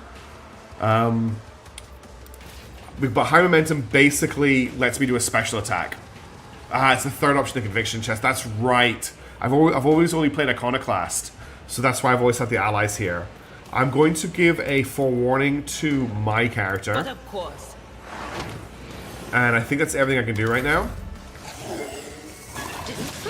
He just spat. He just gobbed up on me. And then he hit Abelard for not too much damage. Abelard for not too much damage. Abelard's just going to do what Abelard thinks. He can do a Daring Breach. The warrior immediately restores all AP and MP against 3 movement points in the turn. They do not lose MP after performing attacks. The warrior has no limit on melee weapon attacks this turn. So it's either that or we do Argenta's. I can't remember what Argenta's is, but Daring Breach does seem pretty good here. So what I'm going to do is I'm going to Endure. I'm going to attack. At your beck and call. And then I'm going to breach. We'll rule the stars themselves. And now I'm going to attack again. And again. Oh, it just ate somebody. That was what I was trying to avoid, but I guess that guy's gone at least. Okay, that's a bad sign. That's a very bad sign. We're in big trouble right now. What we're going to do is we're going to use a medkit on Abelard. Also, we have now hit Chaos of the Warp situation. So we are in the situation where trying to use warp powers can cause really bad things to happen. And unfortunately, our enemy might use warp powers here. I don't think it has any, but it has no issues with using warp powers against us. Let's get out of the toxic. I don't think I can voice of command Abelard yet. So we'll give Idra an extra turn. But there's not a lot she can do, so she's going to exploit him. And then she's going to expose weakness him. So that's him. He should now be expose weakness. So he has minus 15. He has. It doesn't actually tell me how much he's exposed by, but how his armor is reduced. The ghosts are because the veil of the warp between the real world and the warp have been torn away. So we're seeing other things that can happen. They're basically dead crew. All right. I've got a shot. 7 damage. Okay. Now all we're gonna do with Argenta is open up on this thing. I am gonna move her so she's not shooting through Abelard. Abelard. I keep calling him Abelard. And now we're just gonna open fire. What does this do again? Grants plus 20 momentum, and the visitor gains 6 stacks of zeal. Does not project. Oh, that's not. There, we are gonna Furious Recital because we're almost at another one. What is hers? Hers is Firearm Mastery. The first attack. Yeah, okay. I definitely want to use Firearm Mastery on her next time. As the Emperor commands. Nice damage. And we're gonna a running gun. I think no, we don't have a running gun available. Idra, unfortunately, the Chaos of the War means I can't rely on you to do anything. So I'm just gonna get you to expose. And I'll just get you to back up to over here. There's not much else I can do with her right now. I can't use psychic powers, or I can use psychic powers, but there's a risk that things could go very, very bad. I don't think we're in a dire enough circumstance yet. If I whack him with a staff, he can turn around and whack her. I don't want him to do that just yet. Good parry. Unfortunate. Okay. That's going to use 2 MP, and then an attack will use 1 MP, and then I can survive, so we'll heal him up. Then we will use a Endure, and then I should have 1 MP left to attack with the sword. Still has 110 MP, so maybe we do just go, maybe we will have to go in. Okay, we got high momentum again. I can give a person another turn, but I'm actually going to use her shooting ability instead. So what I'm going to do this turn is I'm going to order him to do stuff. And then I'm going to give him an extra turn with my normal ability, and he's got 2 MP, so he can endure, and he can attack with his sword. Another 10 damage. I've got a shot, I'll see to it. which I missed with. I'm also very close to death. All right, what I want to do now is Firearm Mastery. So the soldier gains the ability to make a number of extra attacks equal to their weapon's rate of fire, using the weapon attack that normally costs the least AP. These attacks do not spend AP. Until the end of the soldier's turn, their first attack against each new enemy automatically scores a critical hit. The soldier immediately reloads their weapon. So I think what I want to do is fire off everything I can and then use the free attacks. So we'll fire off a burst. Then we will run and gun. And we'll fire off another burst. I can't, yeah. I'll do it. Okay. Then we Firearm Mastery, which will give us a free reload. Power resides in the will of the righteous. And then I get to fire single shots at this guy. Doubt is for the weak. Oh, maybe using running gun was a mistake. I'll do it. Oh, if these all miss out, it's gonna suck. As the Emperor commands. Okay, we got 1 hit for 12 damage. I'll do it. And there's another hit for 7. So you can start to see how Argenta can get a little bit silly. Yes, there are now shadow tentacles. Okay, that's everything for her. Stop. Idra. Mocking. We're under the threat level. He still has the dodge. I'm going to analyze the enemy. I'm going to expose weakness. Will do. And then I'm going to Psychic Scream at it for 7 to 16 damage. 10 damage is fine. Okay, we're back in the scary zone for Psychic Powers. That's the bleed attack. Parry from Abelard, excellent. Another parry from Abelard, what a hero. Okay, when we just go back into attacking again, there's not a lot we can do right here that isn't just like beating this thing up. 16 damage is awesome. We'll get him to endure, and that's all he can do. Back to me. I'm going to give an extra turn to Argenta. Doesn't part of the end of combat, cool. Wasn't sure. Okay, extra turn for you. Open up with your gun. 2 hits, that's great. Back to me, I'll take a shot. On it. Oh, I got the kill. I got the kill with my pistol. I was bleeding out because it shouted at me. Okay. I'm going to save the level up for next time. We're just going to deal with the outcome of what just happened. I think I need to... First of all, let's loot stuff. There are some gloves here that gave... Whenever the wearer of these gloves suffers an injury or falls unconscious, the allies gain +1 bonus damage. There's a cloak here for an iconoclast. And there is a blade shard. A blade from mysterious unnatural colors. I'm sure there's no problem with carrying that around. I need an iconoclast follower, which is Abelard. So he gets the cloak. I'm going to give him the gloves as well. And then we go back to the game. And I think I just need to talk to the navigator, which is around here. We'll just grab this stuff first.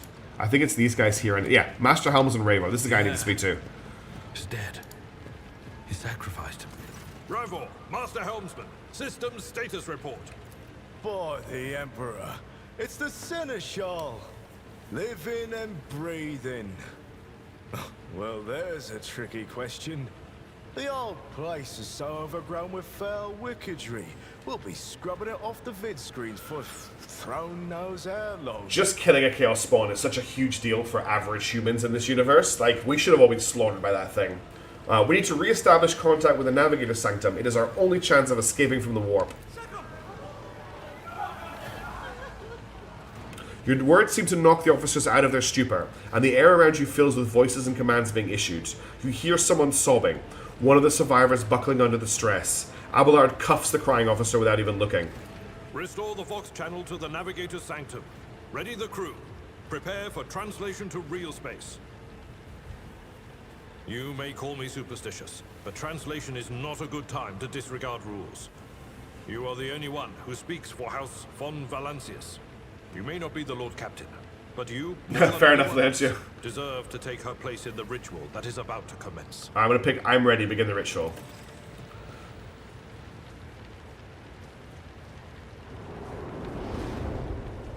Of course, you pilot the ship from a giant throne with a wooden Age of Sail steering wheel in front of it, because that's how you pilot and command a giant spaceship. The image before you is hazy, swaying in sorcerous currents, invisible to mortal eyes, as if whatever it is beneath the thin shell is constantly changing while still remaining the same. It has taken on the guise of Theodora. The officer sitting in the fire. But the false retreater's eyes reveal the entity's true surreal nature. One of Theodora's eyes is engulfed in otherworldly fire. The other, a vessel of ancient evil, bores into you. A voice seeps directly into your brain without ever reaching your ears. And this voice booms with all the horrors of the warp. Mortal, who are you to oppose the very flows of fate? It matters not. Your footfalls are an echo of the sand pouring between the scales. Your hopes and faith are my mockery. I feel like the correct option here is begone, Phantom. The aspirant vowed to return with a trophy. A relic that could serve the edge of daybreak. That fate was assured, and the steps chosen. And yet, you broke the unbreakable when you took the aspirant's place. I see you. On the day when the final dawn rises over the Iron World, I see you by my side on that day. The day of my resurrection. Ominous. Your image is woven into the tapestry of things to come. I am the will of the weaver of destinies, and today I will weave a new thread of elusive possibilities. The weaver of destinies, eh? Fickle chances. The thread that Chance, will eh? lead you out of the maw of irreversibility. The thread that will help you find the keys to salvation. The thread that will guide you and the weapon of our return to me. Sounds very Zeechy to me. The path is set, child of the dawn. The thread is woven. Follow it, servant of mine. Spoopy. Seneschal. The Navigator's sanctum is silent. Vashi Blagger. The Vox signal is stable, which means... The Navigator gave his life battling the storm that nearly claimed the Von Valancius flagship. We will honor his memory, along with that of all who died this day. Seneschal, will you tell us now? By the way, who is that? It's actually Where's the not Lord highlighted, but we are no longer in the warp right now. We are now in real space. There's just no cutscene or acknowledgement that we have moved from the warp to real space, but we are now in real space. We're in the Materium. As First Officer, it is my duty to inform you with the greatest regret and indelible sorrow that Lord Captain Theodora von Valancius is dead. May her memory never fade from the annals of the dynasty. By right of blood succession, and with the absence of other kin who could challenge this decision. I love how one of the options here is to refuse being named as the new rogue trader. It is hereby declared that the That's successor not to Wuxi. Theodora von Valancius is her heir, the rightful inheritor of the warrant of trade, and the title of Rogue Trader. The official ascension ceremony will be held at a later time. In the interim, have you lost your tongues? Hail your lady. It is because of her toils that we all still live. I mean, that's fair. I did kill the Chaos Spawn. My apologies. I meant to say Lord Captain. Thank you, Abelard. I like these cutscenes. The treachery of the Master of Whispers was fruitless, but victory came at a great cost. Lord Captain Theodora von Valancius perished along with her heir, Edelthrad, and thousands of crew members. It's a cool art style, yeah.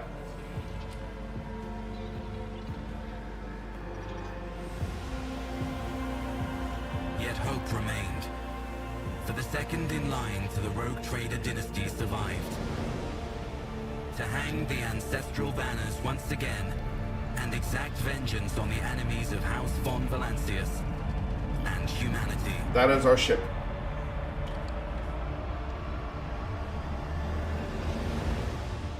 Boom. Prologue complete.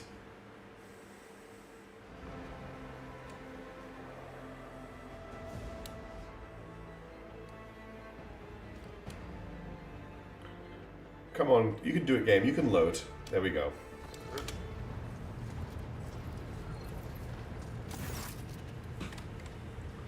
Deep shadows of weariness can be seen on Abelard's face, though the old officer's eyes are keen. They rake you over from head to toe. He frowns, mutters something, then nods to himself. Well then, your ladyship. You had us worried for a few hours there, but after witnessing you fiercely rush into the fray on deck, the only thing that surprises me is how long you stayed on your feet.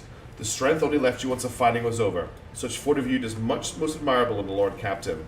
So rushing to the fray is reference to us doing the God Emperor thing, which you guys all voted for. You must now hold your first officer's briefing in your new role as Lord Captain. For many of those who are about to join us on the bridge, this will be their first briefing. We sustained massive losses among the senior middle-ranking officers. Some posts have had to be filled by the deputy's deputy, while others go unfilled entirely. And now the deck clans are deciding who will take over the leaderless crews. How did we come to lose so many officers?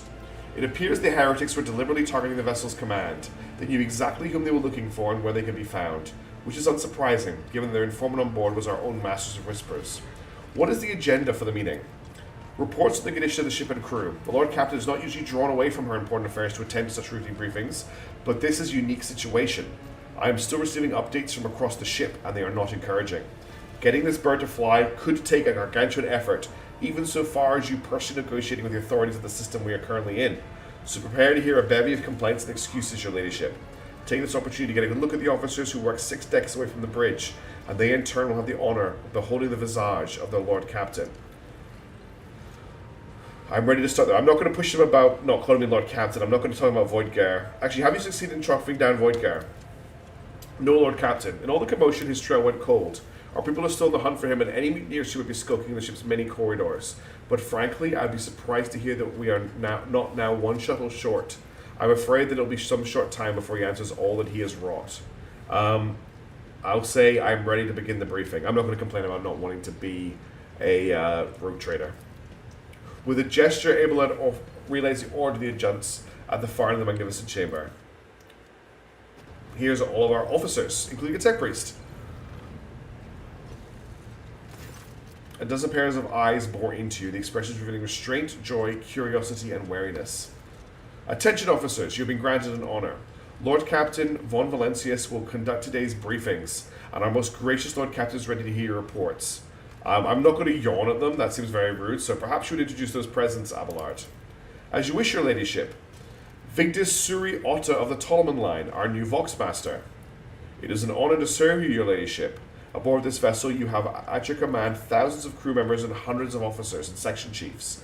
I am responsible for receiving, processing, and sending all communications between you and them, as well as external sources. I am your eyes and mouth, Lord Captain. I'm pretty sure we're going to end up using Pascal when we get him.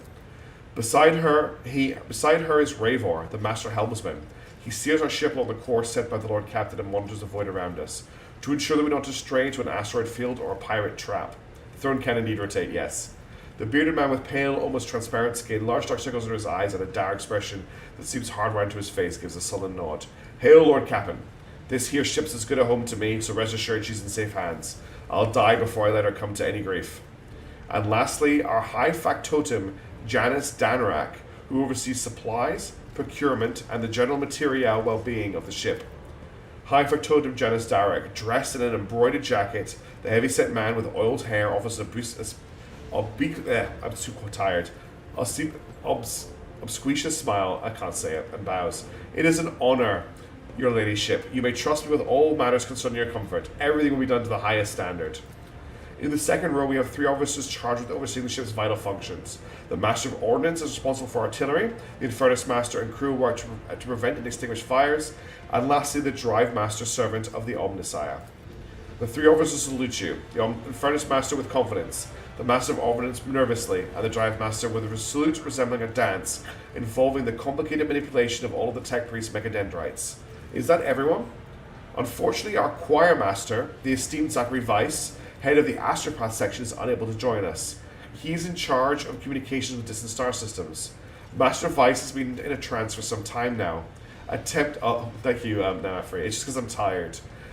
Attempting to contact other planets in the Von Valencius Protectorate and inform the Lady Theodora's passing and current Voyager's treachery. I will deliver a report to your ladyship on the Astropath's progress as soon as it's possible to do so. So Astropaths are how we do faster than light communication. We just use psychics to call psychics. It is equally regrettable that 2 more individuals worthy of mention could not join us at the briefing. The Master of Arms and Confessor Adelbart. The eminent Adelbart must see to the funeral services being held for the fallen officers, of whom there are far too many for him to take leave from the chapel. And Mistress Sauerback, who has replaced her late predecessor as our Master of Arms, is currently leading the search for any surviving agents of Voidfair. All other presents are adjutants, secretaries, and deputies. They are here to make a record of the proceedings. I wish to hear the Infernus Master's report. Yes, Lord Captain. I can report that all fires across all decks have been extinguished. The preliminary damage assessment in terms of material loss and crew casualties has been completed. The results have been submitted to the Seneschal and the High Factotum. The post passed in from the previous Inferno Master and his next 3 deputies expired in the line of duty. The lad is managing well so far. He can take the heat, so to speak. High Factotum, what have you to report? We are toiling day and night to compile a full account of the losses. The task will require next to no involvement from your ladyship. I will personally ensure that all damaged components are given to the Tech Priest's hands for attention, and that all lost supplies are replaced. There is only one resource that I cannot replenish single-handedly, and that is people. We have lost more than 2,000 crew members, and unfortunately this number is not confined to the scum from the lower decks, which are easily replaced, but also includes trained professionals. We will be able to make up our losses on the nearest planet, Rykard Minoris. However, the planet, the whole system in fact, belongs to the Winterscale Rogue Trader Dynasty. We cannot simply begin recruiting on the planet without first coming to an understanding with the Governor. In that respect, I am powerless. Negotiations at this level are a matter for the Rogue Trader. Especially true given Caligus Winterskull's penchant for attacking first and asking questions later, and the kind of thick-skinned thugs he usually installs as governors on his planets. Drives Master, I'll hear from you now. Lord Captain, the foes that set upon this noble void ship destroyed the repositories of hundreds of machine spirits. The great warp engine entrusted to my charge is unharmed, thank the Omnissiah, but its spirit mourns its dead brethren. We have not yet identified a prayer protocol capable of assuaging its sorrow and anger.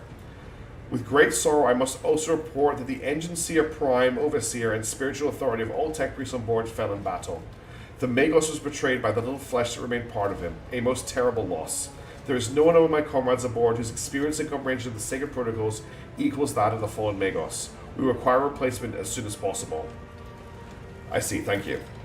Master Helmsman, deliver your status report. Right you are, Lord Captain. To cut a long story short, the outlook is bleak. The ship is sound, but without our Engine Seer Prime and Navigator who fell in battle, we have no way out of the system. If we try to set so much as a toe inside the warp, I don't know what will happen first. Our warp drive torn to pieces, or all of us melting into the bulkheads. Your Ladyship, if you allow me to interject, when we arrived at the system, my crew followed standard protocols and conducted a count of all available communication channels in the region. One of them was for Annapolis Nobilite Station, which is the house that all of the navigators come from. The station maintains complete Vox silence, but even its presence here inspires hope. To have located a navigator in the very same system is an incredible stroke of luck, a true blessing from the God Emperor. If I were you, I'd grab this chance with both hands, or else you'll soon be eyeing up asteroids as your new residence. In slightly less shitty news, we can go around the system till our heads are swimming, as long as the Prometheum and supplies last. And if any thick as grok ship lowlifes come sniffing around, we'll be able to take them out, so don't you worry on that score. Master of Ordnance, do you have anything to report? The Master of Ordnance gives you a gloomy look. No, my job's simple, maintain the arsenal fire when I'm told. But just ask anyone, we've got no able crew, no Lord Captain. Master of Ordnance, you forget yourself. So what? The ship's in ruins, every second officer's dead, and now we've got a Green Lord Captain who's supposed to lead us to void knows where? Silence! Enforcers, seize the mutineer! Oh, if only one officer of the whole lot has fallen to pieces, that's not bad at all, your ladyship. I do humbly apologize on behalf of the entire crew. What would you have done with the Master of Ordnance? The former, I should say, besides finding a replacement, that is, for we already have one lined up. Okay, I know it's late and there's not many people left in the stream, but we have one more vote before the end of the stream. So it's another Iconoclast or Dogmatic option. So we can do Iconoclast, Dogmatic, or just leave it. So we can Iconoclast him to release him. We can execute him if we're Dogmatic, or we can keep him because we don't have an experienced Master of Ordnance. So I'll let you do a vote. 1, 2, or 3. So let me just set that up. It's vote. Oops, wrong button. Vote start 3, 1. I think I got that right, or did I get it the wrong way around? No, that's the right round. So 1 minute, quickly fire that out. So 1 for Iconoclast, 2 for Dogmatic, or 3 to leave it. Which is experienced Master of Ordnance are few and far between. For that reason, he may retain this post. I leave his punishment at your discretion. We've got 4 votes for 3, 2 votes for 1, 2 votes for 2. Underground dude, make sure there's no space in your vote. So it's the number with no space for the vote. If you want to try and vote again. You got there, Hannah Torres, awesome. Lots of votes firing in, awesome. Thank you everybody for all the voting. This is cool. I didn't expect so many people to still be here.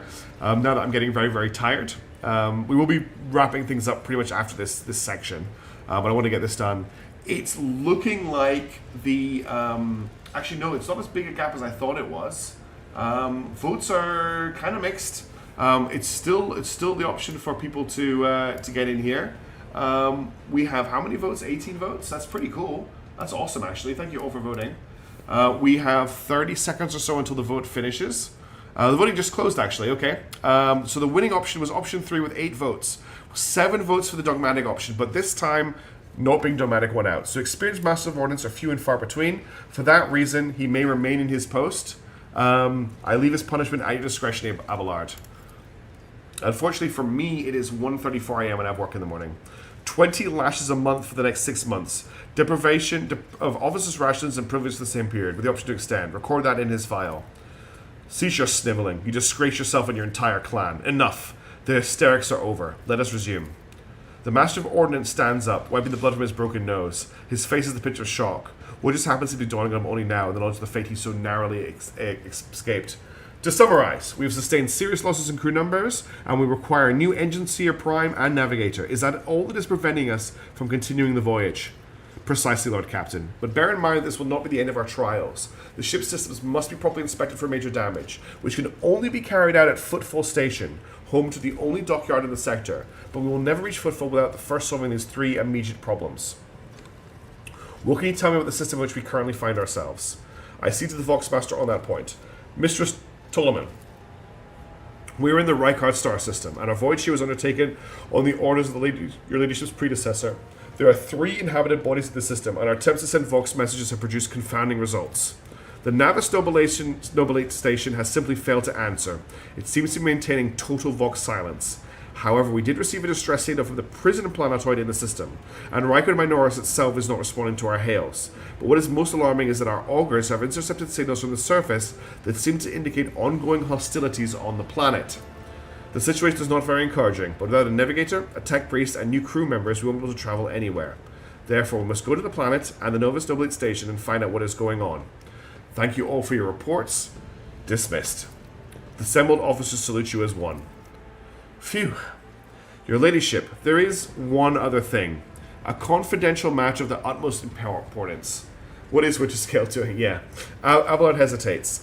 Lady Theodora, your eternally esteemed predecessor, brought the ship here to the system for a reason. She was given a secret commission. You perhaps are wondering who had the authority to commission a rogue trader to do anything.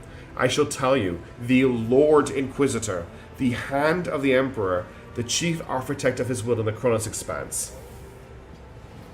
I came across a strange handwritten letter on Theodora's desk. It was signed XC. You're referring to the contents of that note, I presume? Yes, quite. XC. Xavier Calcazar. Lady Theodora was to seek out the Lord Inquisitor's right-hand man, one Heinrichs van Kalox, and interrogate you, understand. All I know is that he's somewhere in the system, and we must find him and offer him whatever assistance he requires, then deliver him to Footfall in the Forbunda system. Finding him without any more information to go on will be difficult indeed, but Inquisitor is an important individual. The authorities in this system, either the Navis Nobilate or the Governor of Rykard and Minoris, may know something. That is all your leadership. You have a great deal of work ahead of you, but it is a mere taste of the daily burden of a rogue trader.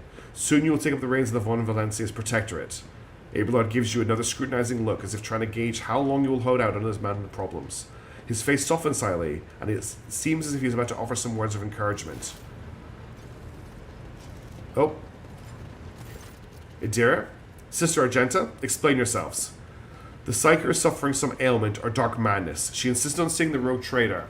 No, I haven't, Leontio. I judged it would be unwise to leave her unsupervised. I was also hoping to approach with a personal request, but it can wait. Speak with me when you have some time, rogue trader. Daybreak. And then I've got, Idria, come to your senses. Damn it, your ladyship.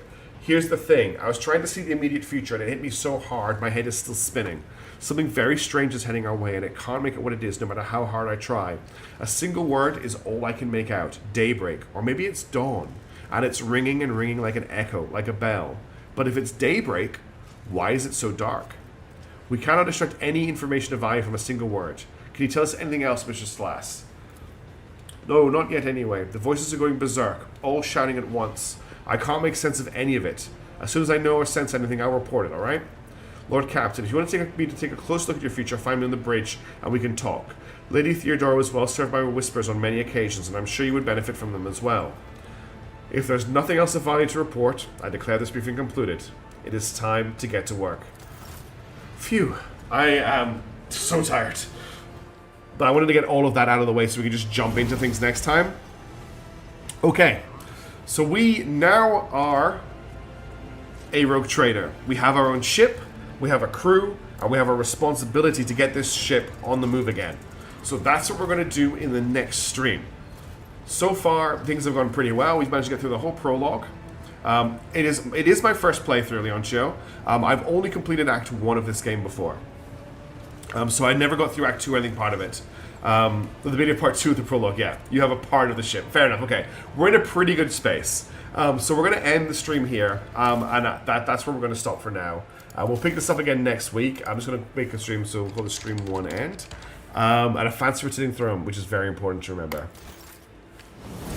Thank you all so much for tuning in for the stream. I am going to head to bed. I hope any of you who are feeling sick feel better soon. I hope you all have a wonderful day. I want you all to remind yourself how awesome you are. Thank you for hanging out. Thank you for interacting with the stream as well. I really appreciate you all for voting when the votings came up. That was really, really fun. I will be recording Xenonauts this weekend. I'm also going to try and get a Voices of the Void out to you. I'm also on the edge of my seat. Hopefully, I'm really, really hoping that I get my hands on Menace sometime soon. And as soon as I'm able to do something about that, I'll let you know. Because it's going to hit early access in like 20 days. So I'm ready for that happening. Anyway, I'm tired and I'm rambling. I'll see you all in the next one. Thank you so much for tuning in. I hope you have a wonderful day or noon or night. And I'll catch you in the next stream or video. Ciao for now. Bye. See ya.